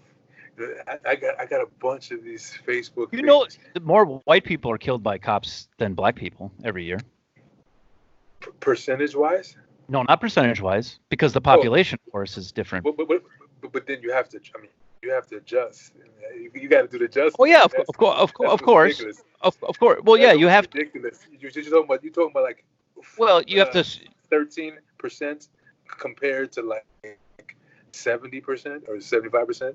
But I don't I think a mean, lot of people would realize that. I don't think that. but I think that data would shock people. I think people would think based on the. if people heard that and they weren't thinkers, it may mean more to them than what it really does mean. But I mean, if you're talking about 13% compared to 70 something or 70%, you expect to have a significant difference. And what I would argue is it should even be bigger than it is. And then we can work those numbers and figure out what it should be. I think you're right. I mean, you're 100% right. I mean, you have to consider the fact that 13% of the population is, in theory, committing X number percentage of the crimes. I mean, there's all kinds of variables that need to be considered. I don't think any of it's apples to apples, really. If you start right. But I'll tell you what else too, though. And what is interesting too is to piggyback what you're saying. That may be correct because who knows. I also know that on a percentage wise, white people have more guns than black people too. So percentage wise, for Right. sure. Especially legally, for sure. But besides that, so I think that there may be. The question is where you got that statistic. Of course. I would like to kind of sparse it out to say how many that were unarmed, and then I would bet $10,000 to be black people. Right now, I'm trying to think. I saw a stat. Again, where you get your stats are very important, very important. I just say that because I think a lot of if you just followed social media in the last 8 days, you would think that there are no white people that ever get killed by cops, that there are no unarmed white people that ever, and I mean zero. Like, it sounds ridiculous to you and I, but if you just tuned into the dialogue in the last 8 days, you would think that that's a possibility. You really would, and that's where it's like where things start to get sort of like propaganda-ish. It's a very fine line. Look, Eric. Let me tell you. I mean, I hear what you're saying, but and I have no agenda with. But I think the propaganda has to be like that because change happens. White people going to the governor's office or house. I can't remember this house's office. Say what you just said again, because you froze up. It's important. No. I said you get white people going to the governor's office or his home. I can't remember which one, with guns, and the police approach them in plain clothes. There's no riot gear. Right. This recently happened. It's not even. It's like a month ago. Right. It's not even a long time ago. No riot gear. Talking to them. Right. Right. Okay. So I mean, I just want to put this in perspective, and I've seen footage of like armed white people, and the cops are saying, "Please put down the knife. Please put down the please put down the gun. Please do this. And they're walking around low with a gun by their side. Right. And so I think that to just to be really clear, I mean, I think it's only reasonable to see the value of life in the arena of criminal justice. It's only reasonable to see that they value certain life more than other life. Because if that wasn't the case, these people wouldn't be able to have guns at the governor's office. Because if those were black people, do you think black people would have had guns at the governor's office? I don't. Do you think that the Black Panthers did the same thing, and they were all dead or in prison within 5 years? Because all they said is, "I'm putting a weapon on because you guys are terrorizing our communities." Right. So let me ask you this. You know, I've seen a lot of stuff on social media in the last 8 days. A lot of it referencing redlining, you know, Black Panther stuff, a lot of stuff that covers a huge span of time. I mean, a huge span of time. I saw somebody, I don't know where he was, but he posted a video that was designed to go viral where he had himself, a black man who was attached to a noose like he was being lynched. He put himself on the median in between traffic, you know, to create a scene, to create an Instagrammable picture, and people were stopping and taking pictures.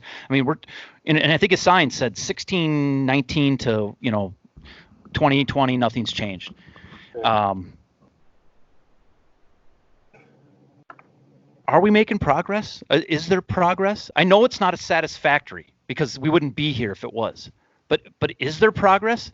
I mean, I know we can reference all these things, but are we making progress? To me, certainly. I mean, there's certainly been a significant amount of progress, I think. And such, the progress is so kind of outstanding that it's never going back. And actually, progress is only going to keep going higher. I mean, I think when I think about progress, I'm very into the images that our generation and generations below us are receiving. You know, I think one thing that kind of is very hopeful to me is that, for example, President Obama was the president of America, the United States of America. I think the kids, like your kids, my kid, had an opportunity to see a black president. And I think one that was very orderly, very effective in his political abilities, very articulate, etc. So by kind of being exposed to something like that, I think that's a powerful image for this younger generation, especially. And that actually shows there's been some progress. Now, I remember when President Obama was president, there was this talk about the post-racial America. I remember a couple of friends of mine kind of busting into granular laughter about that because it doesn't really work like that. You know what I'm saying? Like, one incident is not going to make it post-racial. You know, what needs to happen is we have to see equity in different areas: equity in education, equity in the criminal justice system, equity in health. Those are the things that I think are important. And that may not only be tied to race either, right? So, I mean, we're talking a little bit about this school system I mentioned before. I don't think that you should be like, oh, I'm only putting a lot of money in the black school district that happens to be poor. I think if there's also if this is a white school or any other color, I mean, the point is that you want to make things equitable for people.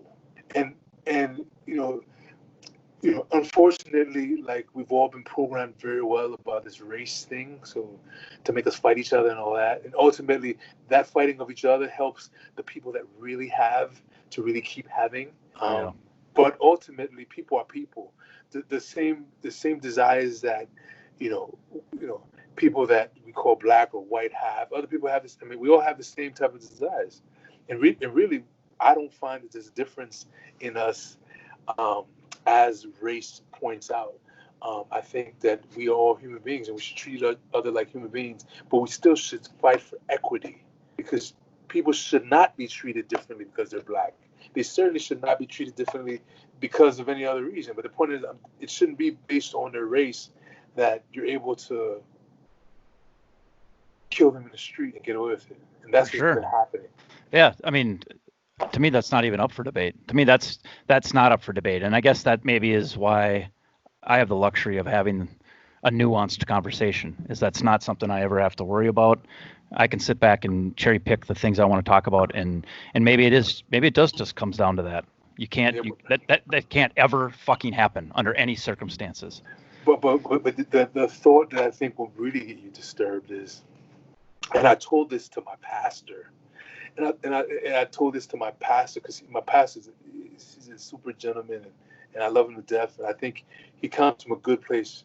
His heart comes from a great place, and he loves people. I mean, he's a fair man, but we have some strong disagreements with kind of what the response should be like when this happens. I won't go into details because whatever it is, but one thing I told him is I said, um, how would you feel if you thought that these riots could stop your son from being killed? And I'll challenge you with that. What if you thought that there was a risk that you have a son or daughters? I have 2 sons and a daughter. I Oh, have two both. sons. Okay, perfect. Maybe I should ask you that first. But what if you thought that there was a risk for your son to be murdered, and you thought that there was a possibility if you fight like hell, he would not be murdered? Now, the question I asked him is, how many buildings would you burn down if you thought that by you fighting like hell, you're going to save his life? Because, the big thing is that people are like, oh my goodness, they went and raided Target. Okay, I'm not for that either. But I'm not for that raiding of Target either. But I'm not going to lose sight of um, the human life. So we're talking about murder versus theft. For me, it's easy. It's easy for me to kind of differentiate. Not that two wrongs will make things right, but I do think that if you think about it in that perspective, what if by you rioting, you possibly could save your boys' lives? Yeah. Well, I mean, look, when you start talking about your kids' lives, all bets kind of are off. I mean, there's not much I wouldn't do to save one of my kids' lives. I agree with you. I agree with you. I think it's natural.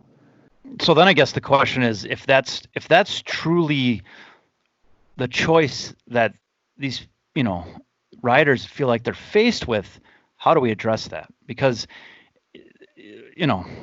I can't relate to that. I think about my kids' lives all the time, but I don't think about it in those terms. You know what I'm saying? So I can't even fathom. That feels like such a hypothetical to me. The idea that me rioting is tied into my child's well-being, and so maybe that's the point you're trying to make. Is that But no. But think about it. No, but now think about it differently. Think about it. If there's one man or group of people that you know that may try to kill your sons. mm-hmm. Now, what would you do and they may try to kill him and lawfully do it, meaning that shoot him, nothing happens to him, or kill him or whatever. They may lawfully do it. And that I think that when you get down to like that type of thinking, then you understand why even like a sober-headed, you know, man like me, that I'm against illegal activity, I'm against burning, I'm against, stealing from your own community, I'm against all these things. But let me tell you, I think that um, when I see people doing those things, or I don't condemn these people for doing those things. I don't condemn even the police stations going on fire. I mean, it's wrong to do, but I see it as, look at this crime, man. I mean, who wants to go and fight against the police and go and try to put the police station on fire? If the police catch you, they'll kill you, for sure. and who wants to do that? Who wants to be in the street getting tear gassed and all of this? People don't want to do that. And people are doing it because they know that there is a high possibility that somebody that they know will be abused by the police or killed by the police. And I was abused by the police. Right. You understand? Right. I thank God I wasn't killed, and so does my family. But I tell you, people like me and tons of other people, we know that if this change doesn't come, then our kids are at risk, and they really are. I mean, that's a level that I can't relate to. I mean, it's all hypothetical to me, and maybe that's the whole point is that I can't relate Yeah. to. You know what I'm saying? I mean, maybe that's the whole point. And so when I read all this stuff on social media about checking everything I know, or that me being silent about racism, it used to be that if you say I don't see color, okay, I just whatever. That was good enough, Yeah. right? When we were kids, it's like I don't see color, or if I do, it's like I you know I have respect or whatever. But it seems to me now that like that's not a good enough, and maybe that's what this is about, is this idea that if you're silent about it or you say you don't see color, then you're just as complicit in the ongoing sort of struggle. Yeah, but as I hear you saying it, and I hear people And I saying don't know if this. that's true. I'm just hearing that. I hear people saying this type of thing, but what the way that I feel is that if you care about a person being killed unjustly, and you care about the fact that um, that there's a history of these types of people being killed unjustly with no action, then do something. I mean, it doesn't mean that you have to get in the street and go run amok or nothing, but do whatever in your space. I think we all have spaces to do something. It's kind of like if you're in Germany, right? And in the time of Germany, when these people are rounding up the Jews and killing them. Now, you may not be able to go and fight against the German army, but you may be able to hide a Jewish person, or you may have a form of escape for them. Um, then do it if you care about it, and if you don't care about it, it's all right because the good is going to be done anyway. And ultimately, we're going to a place of more righteousness, even if it's bumpy. The Right. world is going to that. The world is going to God. It's not going away from God. I'm telling you, people are lost. They're like, "Oh, this is crazy." No, it's going. The pendulum of justice always swings to righteousness. So it may take time. I mean, they couldn't keep slavery forever. It had to swing to a more just society. They couldn't keep black people not voting in servant positions forever. It had to swing. The pendulum of justice swings towards righteousness. So it's going to happen. So people that care, they can be a part of the process to make it go faster. But if they don't care, fine. Sit home and When you say it swings towards yeah. righteousness, you mean swings toward truth? What does righteousness mean in that context? Um, for me, it's okay. So the pendulum. So for me, what I'm trying to say, maybe I'll try to say it a different way. Okay, that as time goes, the world that God created, um, justice will be served at one point or another. I mean, the right The things, truth, like things, an objective truth. things, truth. I'm not sure, but things will get right with time. Let's put it that way. The world that God created is based on things. Things will get right, more rights with time. Let's see, right's up. You got to define right then, right? What's right? Um, that's what it's hard for me to define because I know what I'm trying to say, and I think I'm saying it in a way that's unclear. But it's better for me to use No, an I example. actually, it's clear to me, but I think I'm just challenging you on a philosophical level because right is still a matter of perspective.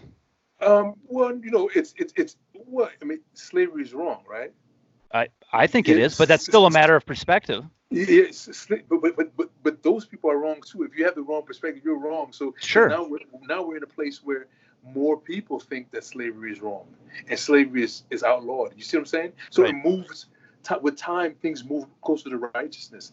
I mean, there was a time in America where you could slap your wife and get away with it. Mm. You know what I'm Right.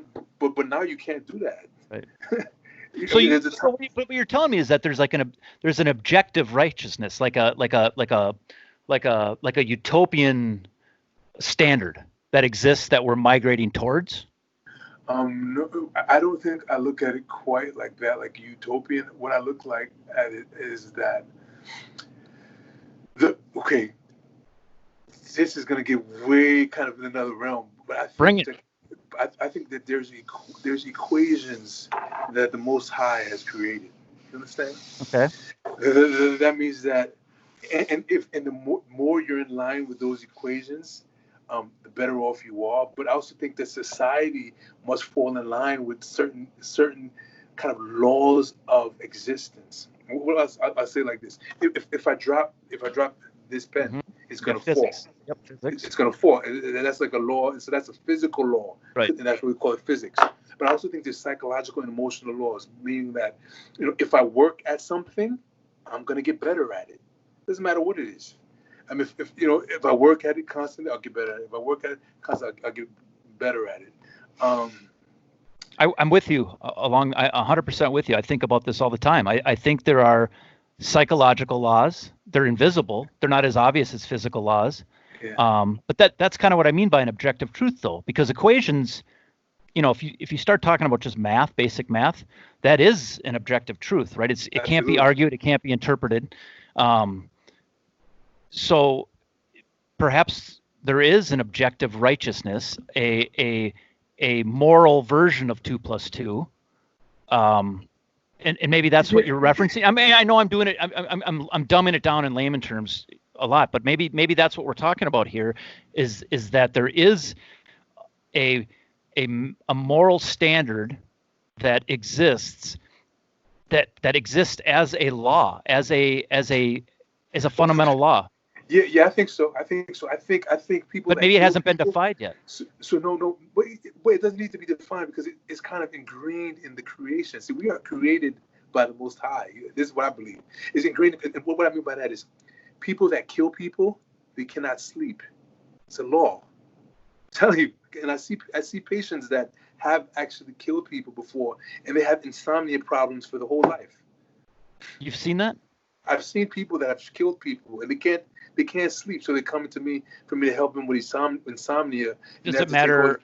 Does it matter what context they killed them? I mean, what if they defended their home?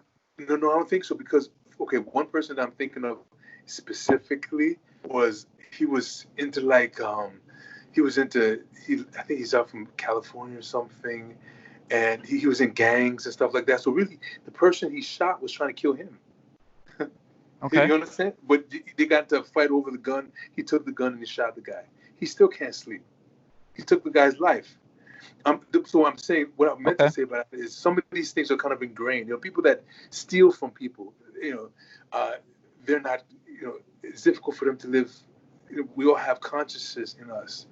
Right. It's easy. I mean, of course, you can sear your conscience after a certain amount of time.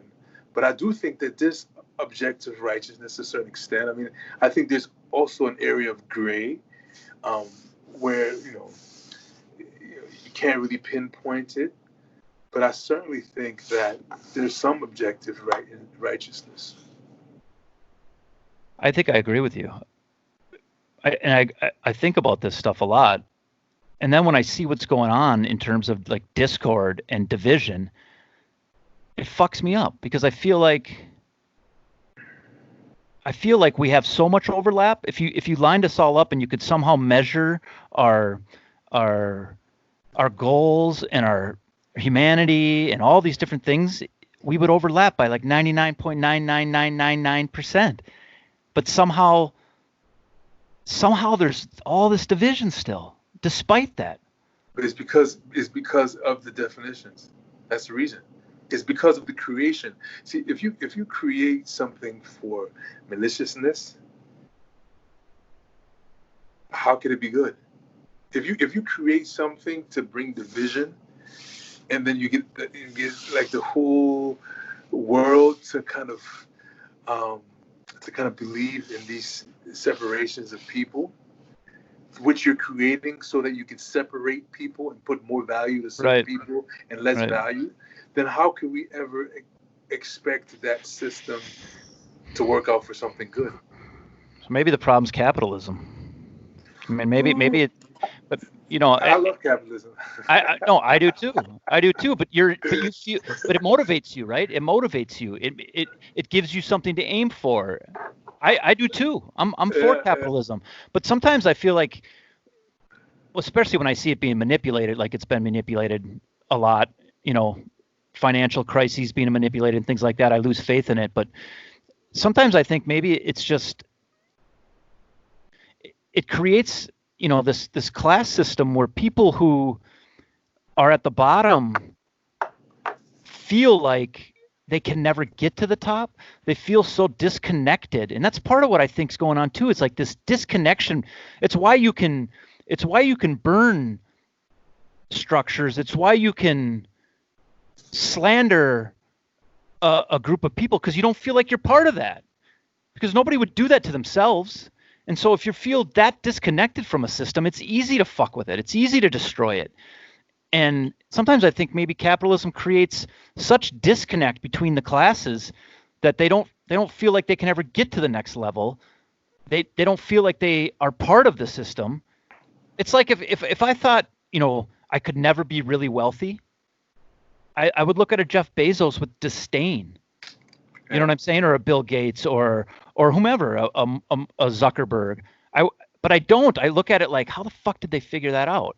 And, That's right. and you know what I'm saying? And it motivates me. But that's because I feel connected to the system. I don't resent them. I feel at times jealous. I daydream about what it must be like to have my private island or whatever. But I don't feel so disconnected from them that I want to destroy what they have or destroy the system that helped them. You know what I'm saying? Yeah, but I think that's a little bit of a different subject. But I hear what you're saying for sure. But I think that this, there is a group of people, for example, last week that were at these protests, and they were saying, "Burn this system down." Mm-hmm. Those exact words. Burn this bitch down. Because they felt like the system was failing to protect their children. Right. I understand that they do that. I can't really. Yeah. So I think that there was this, and I think that with the statement you said about capitalism, I do think that people see race in some of those lenses as well. That no matter what they do, they still fall a victim. I remember a good friend of mine telling me that years ago, look, you're a doctor, man. And these cops did what they did to you. I mean, that really means there's no hope. And I remember he was courting me for like 2 weeks, like every day he would come talk to me, because he's a lawyer and he wanted me to sue the cops. And I was like, nah, I'm not suing them. I'm not wasting my time, because I'm going to fight backwards. And then in Florida, they will really kill me. You understand? No, what do you mean? If I sue them, I better not want to go to Florida again. Do you understand? Because if you sue them, then there will be consequences. It may not. They may try to physically do it, but they certainly would make my life more difficult than it would if I did not. I see. Were you concerned about a paper trail? Like, you know what I'm saying? That would be part of your history, then, that you would have to answer for? Or?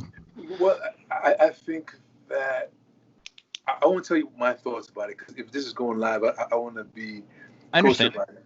But I tell you, I met a black judge here in Minnesota when I first moved out here, and I was kind of contemplating suing them, but I'd already gotten to the place where I wasn't going to sue them. I was like, I'm not really one, but she was a friend of my mom, and we were talking. She said to me, Mark, and she's an older lady too. Mark, this is a judge. She said, Mark, you better not go down to Florida anymore. You better not go back to Miami anymore, because you may be dead. She may not want to go anymore. I mean, you obviously see these people who don't like how you move, whatever you're doing, whoever you are. You may not want to go down there anymore. That scare you? Absolutely. So I mean, if this was a judge telling me that, and she said, certainly if you sue them, then you really don't want to go down there. So I just think that if there was a black judge, of course, she has a fair amount of experience, and I have a lot of respect for her. I'm still going down to Miami. Hey, you're taking me. Remember, you're taking me down there. Definitely. I think it'll be worth it. It'll be worth it for you if you've never been there. I haven't been down there. I mean, I've been to Florida, but I've never been to Miami. Miami is kind of its own little place. Unique. Well, I appreciate you doing this. It's been a pleasure. Do you feel like the black voice is as strong as it's ever been? Because to me, that's what it seems like. But again, you understand where my perspective. I mean, my perspective is my perspective. I don't even know if I'm allowed to say something like that. But it feels to me like, Yeah, you can. You can say whatever you want, but your experience is just as valuable as mine. Everybody's experience is just as valuable as everybody. I think the dialogue is the beautiful part about it, because when we can dialogue, we see where each other are coming from, and we can live together, because ultimately we all have to live together. Now, the question about the black voice, I think the black voice is loud and clear, and I also think that we've kind of reached like a tipping point. I was telling this to somebody before, that something has to give, and the if the air cannot come out of the balloon the right way, the balloon will pop. And I do think that we're getting to the place where there's a lot of people that know that that is not something that I'm going to live with, is my child being right. potentially being killed. And then the black and white thing, like I said, I mean, to be very honest, I look forward to a time of white and black people fighting together for inequities. And it doesn't have to be based on race either, because, you know, a poor person, doesn't matter if they're black or white. If they're poor and they need help, they need help.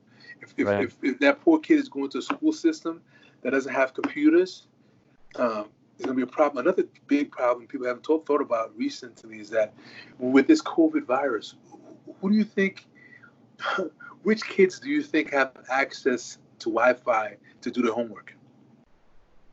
Who's getting access to Wi-Fi? Who has access to computers? I mean, who's actually getting educated in this time? Right. In this time period, I think that's going to lead to other sets of problems that maybe have to be looked at at another time. But I do think that there's value in looking at things to make the world more equitable. I don't get too caught up on the race. I told you before. My wife is European, and I married her after what happened to me in Florida.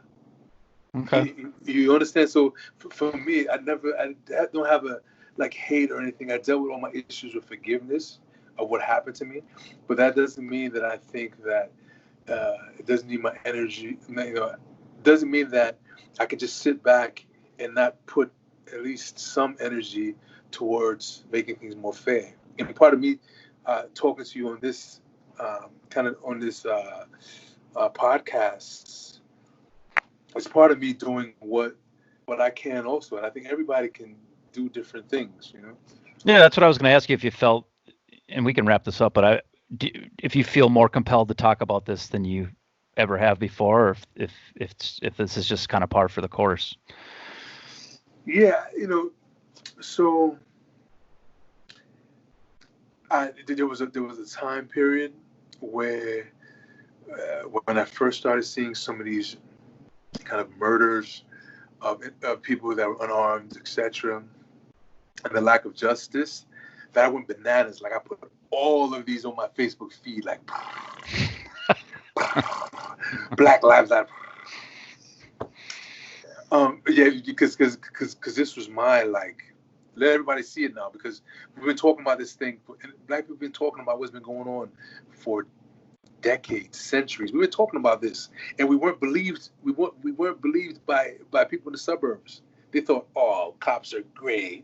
They come and get my cat down from the roof. No, they didn't all think. They didn't all think. Oh, that's a little bit of a stereotype. We didn't all think. No, but I kid you not. After my accident, I talked to some people. I talked to some people. Right. You like that? You like yeah, that? I did, because that's like a cartoon. No, but I talked to some people after the accident. I was telling them what happened to me. They said, "Why would the cops do that to you? Right. What were you doing?" I was like, "Well, I was kind of sick." That was the sentiment for a long time, for sure. Huh? That was the sentiment for a long time. Why would they do that to you? What did you do to bring on that on yourself? So I think there was a time when I pumped all that stuff on my social media, but then I got to a point where I got tired of it. I really got tired of it, and I was like, you know what?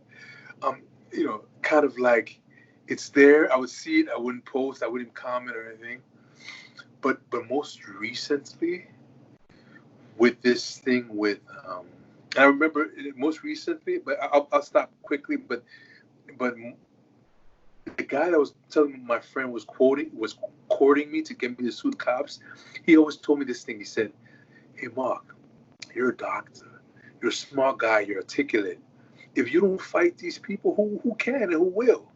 But the reason why I stopped to interject to tell you that is when I saw what happened to George Floyd on TV, I had that feeling that, well, it's time for everybody to get on deck and see how we can make this thing move.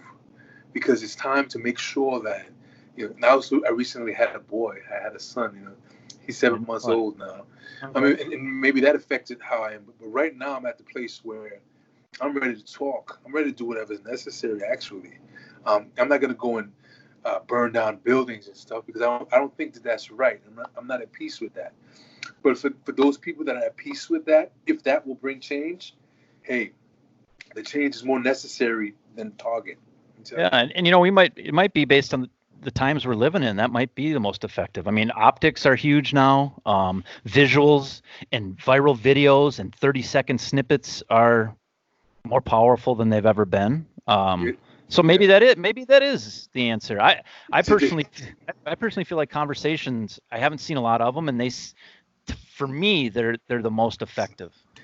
Yeah, but the problem with the conversations is the conversations stay very personal, and ultimately, where the change needs to happen the most is in the courthouse. It has to happen in the classroom, and the thing is the people controlling the courthouse and the classroom. They're in D.C. or they're at the state capitals of these states, right? And they haven't heard the conversations. They haven't heard, Black folks been protesting since the 60s, right? They haven't heard those messages or heard them loud enough to make the change come.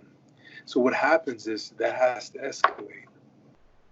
So do you think that there's going to be some fallout from this on election day, right? I mean, I'm not even talking about Trump. I mean, whatever happens with Trump is Trump. But I just mean at the municipal level, at the state level, I think. Don't you think that that's where this is going to probably have its biggest impact? I mean, I can see this turning into the way people vote. And I'm talking about, by the way, I'm talking about a lot of white people here. A lot of what I see on social media is a very distinct change in people's perspective. And even if it's not, like I said before, I think a lot of it's surfacey and shallow, and I think a lot of it might be self-motivated, so that people perceive them to be woke or whatever. Yeah. But I think that that's going to translate into the way they vote. I do, and that's where you're going to see the change that you're talking about. Yeah, but I tell you this I don't think a police officer has ever been charged this quickly ever. And I tell you, I'm certainly not in Minnesota, because when Amy Klobuchar was the prosecutor in Minnesota, she didn't prosecute one police officer for any bad action at all. In fact, I think Chauvin even did something on her watch that she just didn't follow up with. If I could be wrong, I thought I read something. Yeah, she's ill-equipped. She's an ill-equipped person. But the point I'm trying to make is she wasn't charging anybody. Yeah, right. And I think that part of these charges that happen, those people in the streets made that happen. The people in the streets That's here, true. the people in the streets LA, the people in the streets New York, people in the streets in Texas, people in the streets in Atlanta. So you don't need to fucking elect anybody. You don't need to elect anybody. You can make things happen. Okay. Force them. And if these people do not receive justice for what they did, then people should get back in the streets heavily. Put 25 million people in the streets. I think that not that you asked what my opinion is, but I think if they don't, I mean, if he doesn't get as harsh a sentence as he possibly can, then we're asking for major problems. It's like this to me, you have to consider the optics, you have to consider the environment, you have to consider the politics when it comes to his sentencing. I know legal people and lawyers like to see things in a vacuum, and they're really good at using words to you know frame things in a way that get people out of trouble, or if you're a prosecutor, Yeah, get people in yeah, trouble. yeah, yeah, I yeah. don't give a fuck about all that. I don't give a fuck about precedent. I don't give a fuck about all that when it comes to this case. This case is an animal like no other animal that we've ever seen, and it all has to be considered. And to me, the book needs to be thrown at him, and the other three. I think that at this point they're just charged with aiding and abetting or something. But Yeah. if these guys somehow walk out of a courtroom free, then we're fucked. Yeah. I mean, as society, we are. But honestly, no matter what happens here, and I heard Keith Ellison say this in his press conference the other day, is the fight continues until we have an equitable society. Until the criminal justice system is equitable. I mean, and when I say fight, I don't mean, like I said, I'm not condoning any illegal action. I'm not condoning looting and burning. I'm not condoning that. But I understand it. I'm not condoning it, but I certainly understand it, and I feel it within me. Like, we gotta do something significant, right? But like I said, my being has more control. You're wise now. I thank God for that. But the point is I think that the people are not going to have it anymore, and I think we've gone to that tipping point, that things have to happen. So we can do it in the voting booth. Unfortunately, to me, the two parties, I mean, the difference between them is very small to me, on this particular issue. The difference between them in general is very small. I mean, they're both being controlled by big business, right? I mean, let's be clear about it. They're not out here for common people. They're being bought by big business. Yeah, it's a joke. It's like, you know what it is? It's like WWE wrestling. It's like back when people still pretended it was real or didn't want to talk about it being fake. Remember, like in the late 80s or 90s, It was like we all knew it was fake, but we still pretended it was real because it might go away. Yeah. It's like that's what politics feels like to me now. It's all manipulated, but we still pretend like it's kind of real or something. It's fucked up. It really is. I mean, that's the change that needs to, that's another rabbit hole we could go down. But money in politics and special interest and all that shit and how corrupt all that is. Like, if there was a way to, figure that out and straighten that out, I think things would be completely different. I really do. But I mean, it's. But the thing is you got a guy like Bernie Sanders that he's really interested in doing that. Actually, a lot of people like his business, but the DNC doesn't want him at all, because the DNC prefers to have a system of that money pouring in, because that's more money for their pockets. This is capitalism. Yeah. So I guess in a sense, capitalism does play a strong role in that. Yeah, I mean, I'm a capitalist. I just so am I. I'm losing faith in it being like, I like free markets, but if you fucking manipulate every market, then we're not talking about the same thing anymore. It's not free. Yeah, it's not a free market, and it means nothing. Then the people who can manipulate are the only ones that are benefiting, and the rest of us are forced to play by the perception of a market when it's not a market. And it's like, okay, now I can't buy into this anymore. But that, that's another whole conversation too. It'd be cool to have you on again. I would like to talk COVID with you, because I have a feeling that's going to be headline news again. But not only that, I've actually been treating patients that are positive with COVID. I've been treating a lot of patients with like the upper respiratory symptoms, and I didn't test them though, because I had the kits to test. Right here in the office, I had the kits, but I never did it because I didn't want to expose myself. But but what I did is I treated most of them through telemedicine. I just sent them to the pharmacy, and prescribed a few medications that worked out pretty good for me thus far. I'm grateful for that. But and I think the COVID virus is about, I think the society and this government as well. I focus a lot on testing, and that's not really my take. And I think my take may be interesting, but is more to identify and to treat. Because I think that period of waiting to test, there's waiting for results, there's a lapse, 2-3 days at some times, or instead of just treating as aggressively as possible with the symptoms. How would you treat it? What I've been using a mixture of antivirals and antibacterials, as well as aspirin. And it's been effective? Absolutely. Absolutely.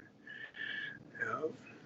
Now, like I said, there were 2 patients that were actually positive that I treated, that they were just basically sent home because the FDA hadn't approved anything for the COVID virus. But then there's been about probably 9 or 10 patients that they just called me, and most of them in the state of Minnesota called me and say, I'm coughing and I lost my sense of smell and taste. And I said, okay, let's go to the pharmacy right now.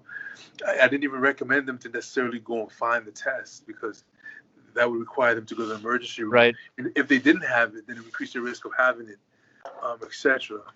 And they all did well. Is that a unique way of doing things, or is that something that a lot of doctors are doing? It's very different. I don't know anybody else is doing it like really? that. Nobody else is doing it like that. But I think it makes a lot of sense to me. And I think, the problem with the healthcare system in here, which is usually not a problem, is a lot of physicians wait for literature. So they don't do things unless they have a lot of literature to back up, like a lot of evidence to back up what they're doing by literature. And it happens to be like this because we live in a very legalistic society. So let's say I give one of these people something that the FDA has not approved to treat COVID virus, and it turns out bad, and they get a side effect, and start bleeding in their lungs, or they get a stroke or something like that. Their family's going to take me to court, and when the family takes me to court, the other lawyer is going to say, did you stick to I forgot the term they use, but it basically means the normal course of practice. Protocol? Yeah, normal. But they use a specific, yeah, you're right. Protocol is the right thing. But did you use the normal protocol in treatment and therapy? And so if you deviate from that, then you're putting yourself at legal risk. Mm-hmm. And so I think because of that. Why are you willing to risk that then? Because you believe in what you're doing, or you're just a rebel, or what? Well, I think you know me a little bit. but I think it works. And I think the most important thing is to actually get early treatment, just like the flu, right? I mean, if you get the flu, they talk about you want to start the Tamiflu in the first 24 hours if you can, and 48 hours if you do, you get the best results. It's the same thing with all viruses. If you do it earlier, you get better results. Secondly, I don't have much for people to sue me for. You understand? Okay, all right. You understand? Yeah, no, that's all right. We documented that, so yeah, there's nothing to sue for. Okay. Since I think I'm younger, yeah. I'm younger and I don't have much to sue for. All right, so. I understand. Where are you practicing medicine? I don't even know where you're at. Oh, I'm in Edina. Okay. I'm in Edina. So if anybody hears this and is looking for, are you general practice? What are you? Yeah, so I'm board certified in family medicine. And I'm doing something very unique because I'm completely out of network. I don't take insurance for payment. I don't work with any system specifically. I typically see patients for services, specific services, or I have a subscription plan where people pay a certain amount a month, like $150 a month, and you have access to my care, my cell phone, my email, my visits in clinic, with no extra charge over the $150.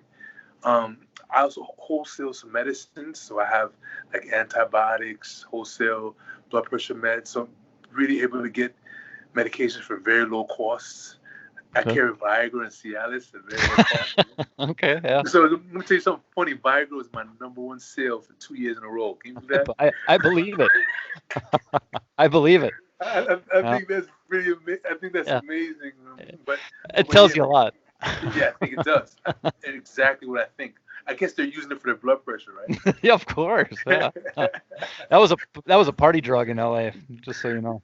Yeah, 15 years ago when I lived there. Yeah. An yeah, yeah, end of the night party drug.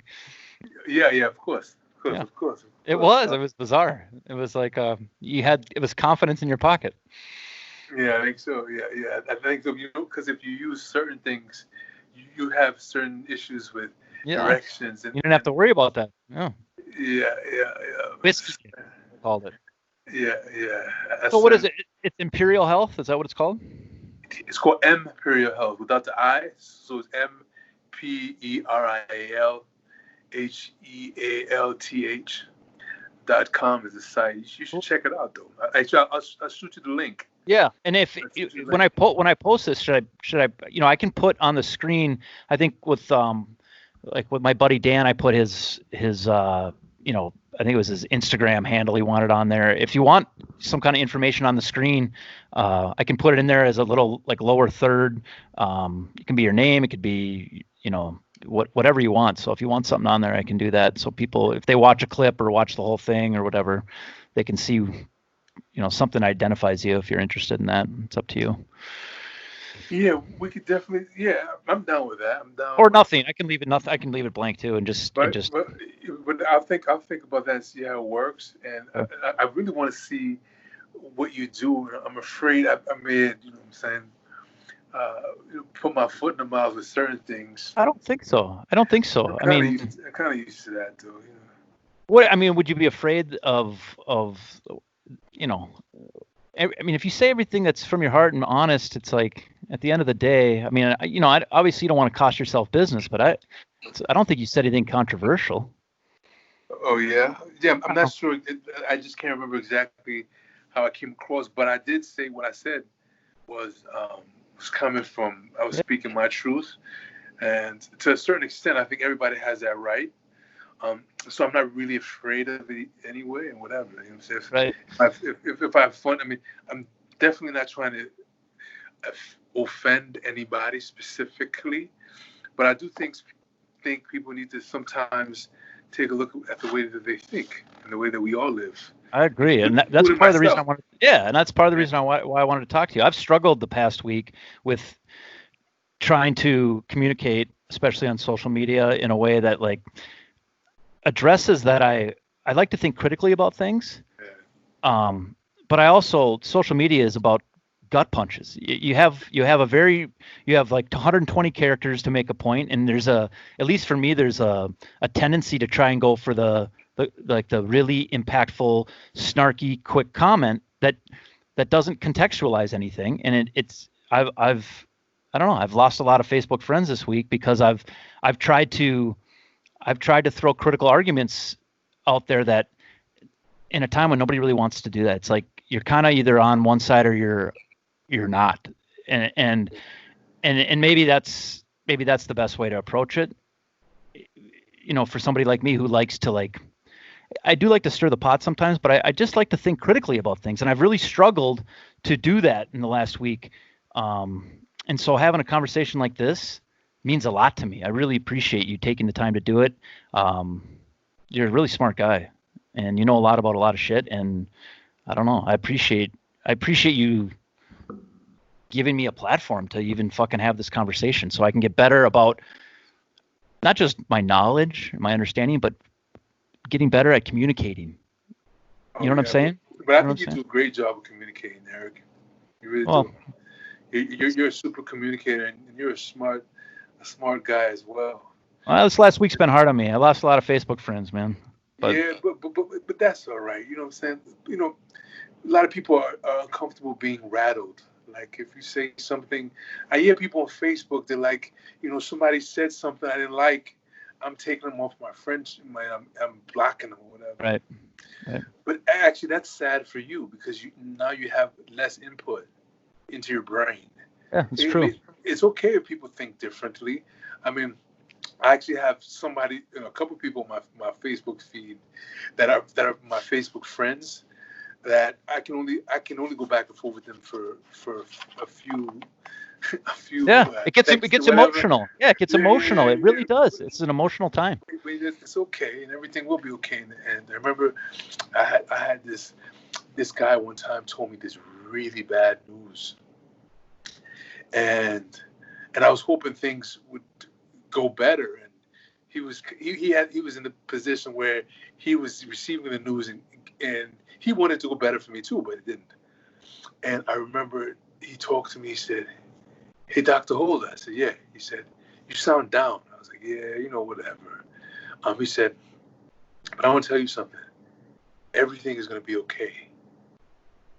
And I thought, and at the moment, I was like, I wanted to say to him, "Yeah, it's easier for you to say because it's not you that this thing happened to." But I kept my cool because he had enough power where you had to keep your cool. Right. You got a few people in this world that you got to chill out. So I said, "Okay, I received that. I received that humbly." And a few months later, I realized that me not having that opportunity set me up for another opportunity that was much better for me. So it really was okay. And so when I see like things that happen, like this particular case is a great example of it.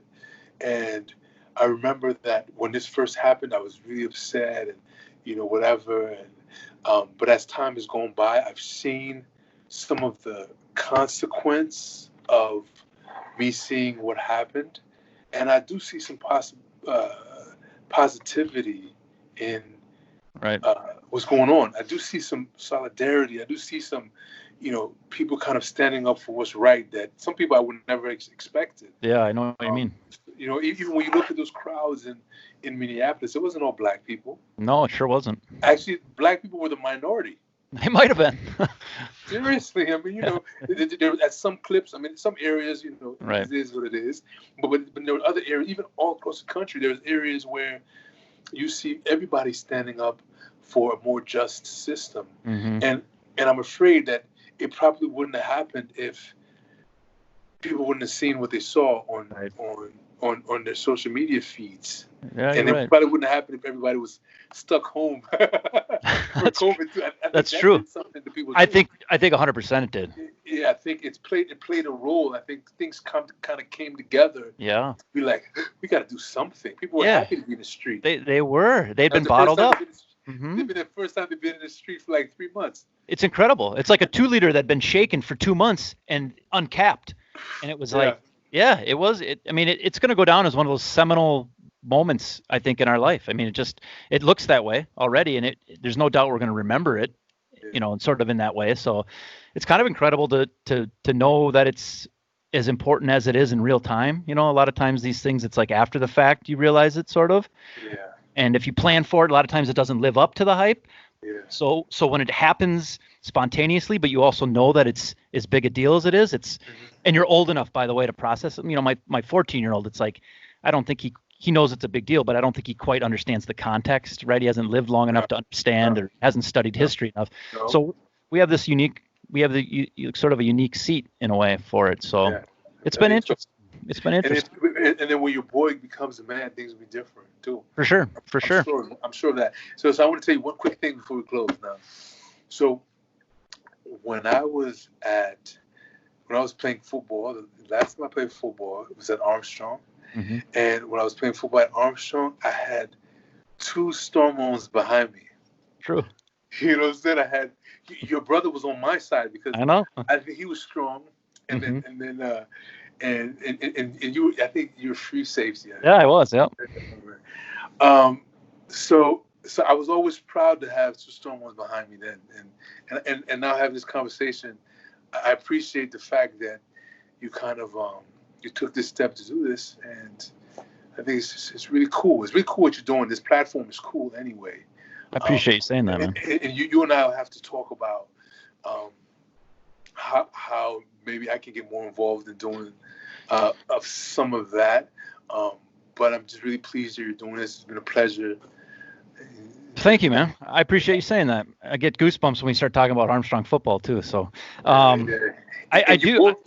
You both used to light them up too. I tried. We tried. Yeah, That's back when you could hit people. You can't do it anymore. you both had that light 'em up. Nobody hit like you did though. That's still the hardest hit I ever took. Was like a secondary blow on a tackle. I can't remember if it was practice or a game, but I had to come out with a stinger because how fucking hard you hit the ball carrier. You caught me too in the crossfire.